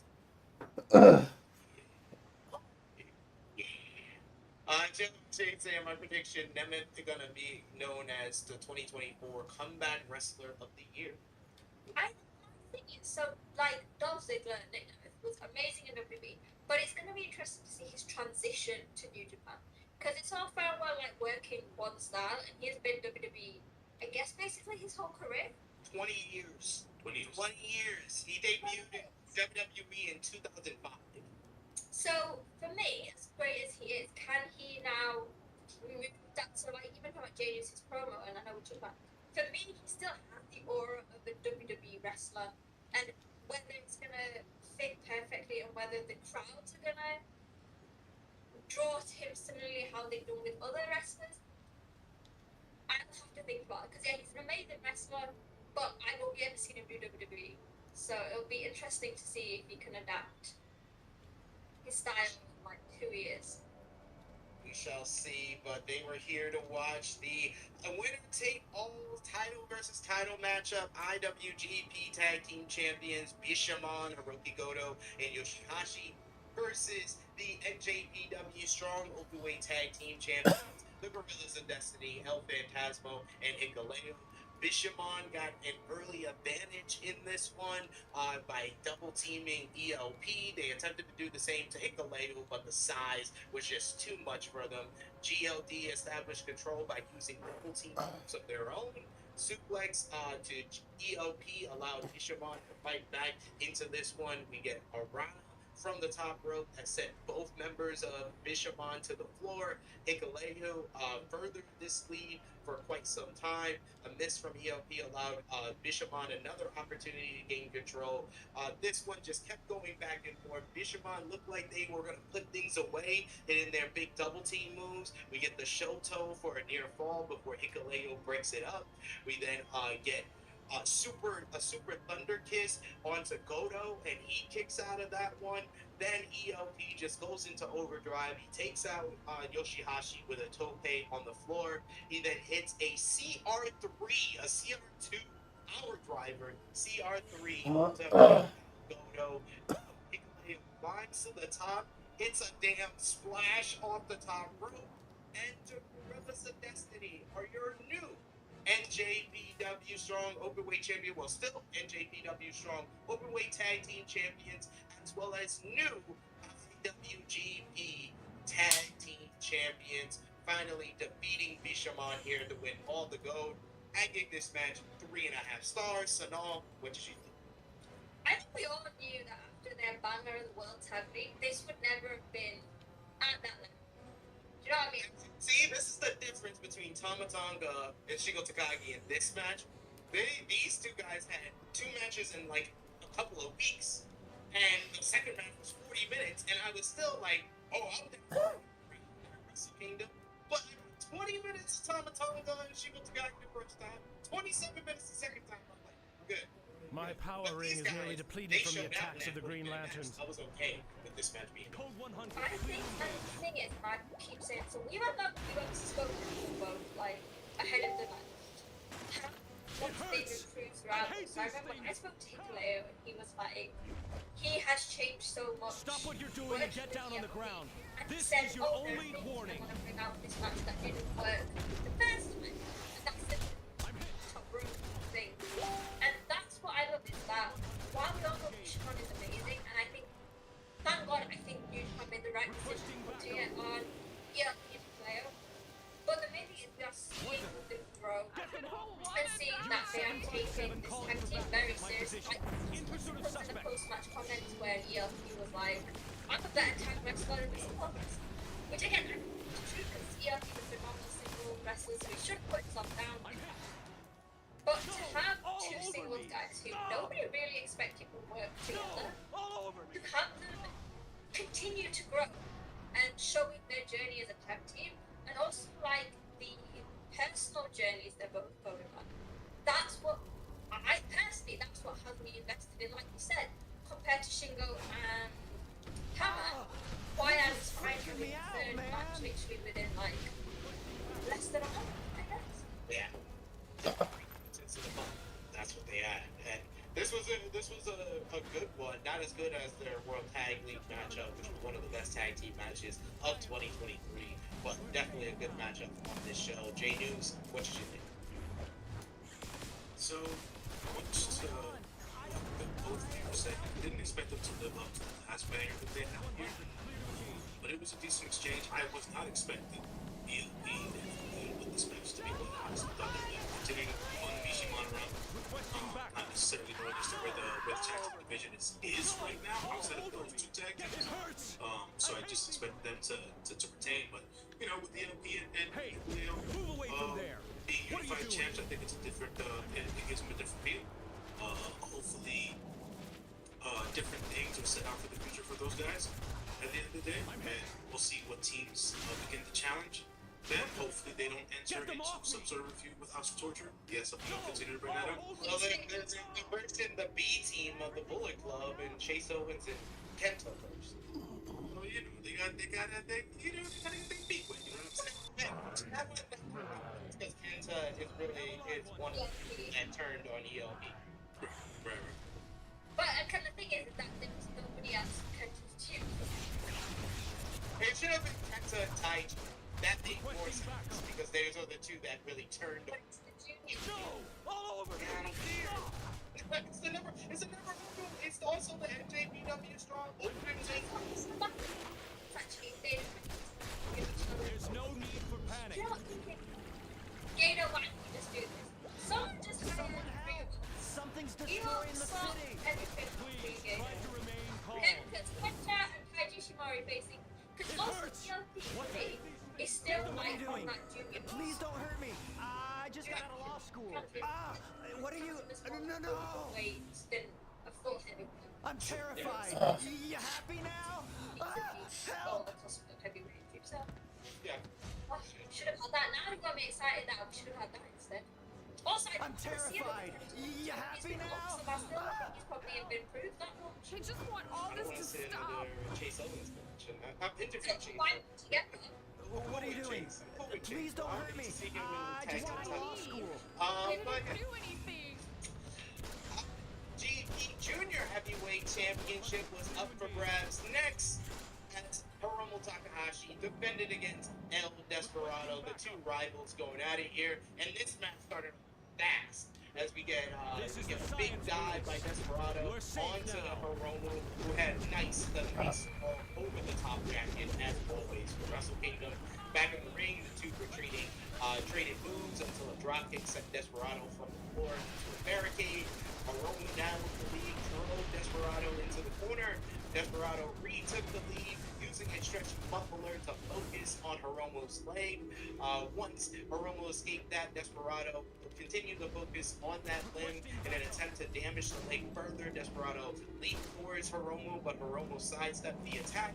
Hiromu gained some footing, but Desperado caught him in the stretch muffler once again, just really wrenching on that knee. Hiromu powers out into a goddamn destroyer. Get down on the ground.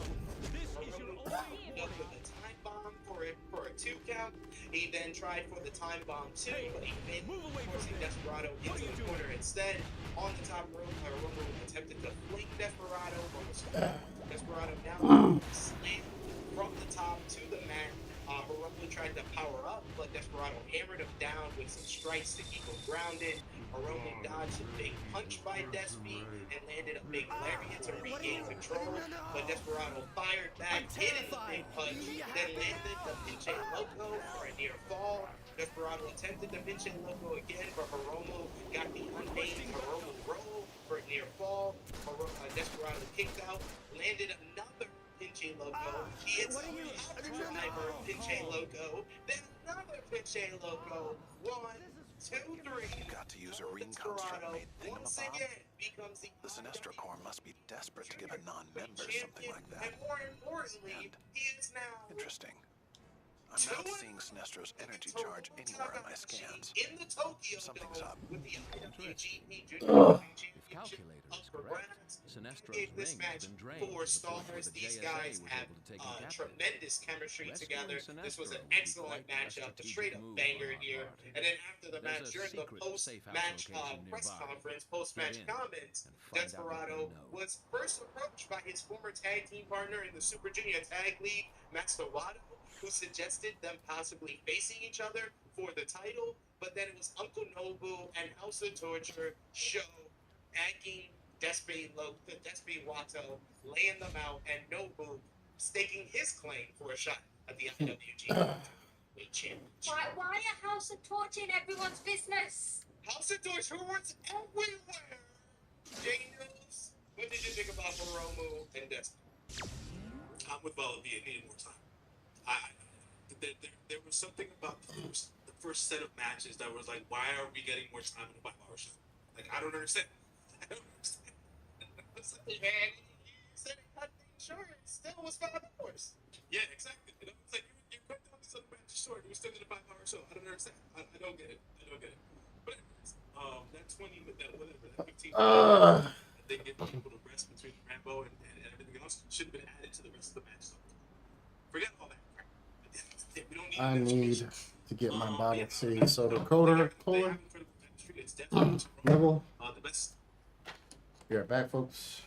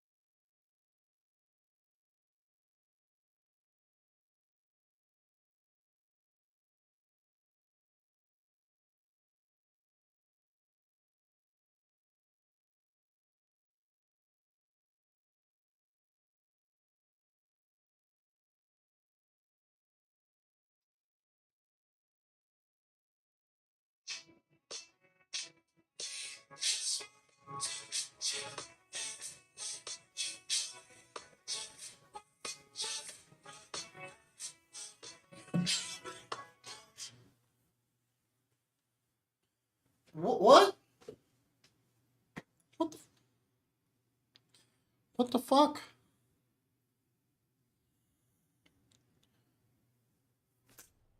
That's some bullshit.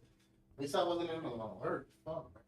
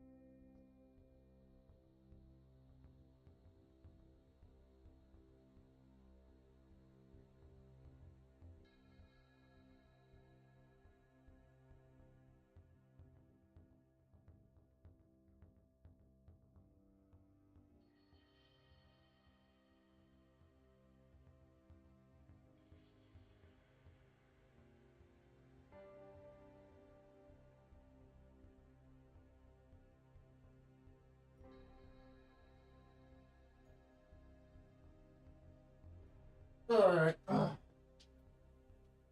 Let's go ahead. Call it for now. Thanks for tuning in, folks.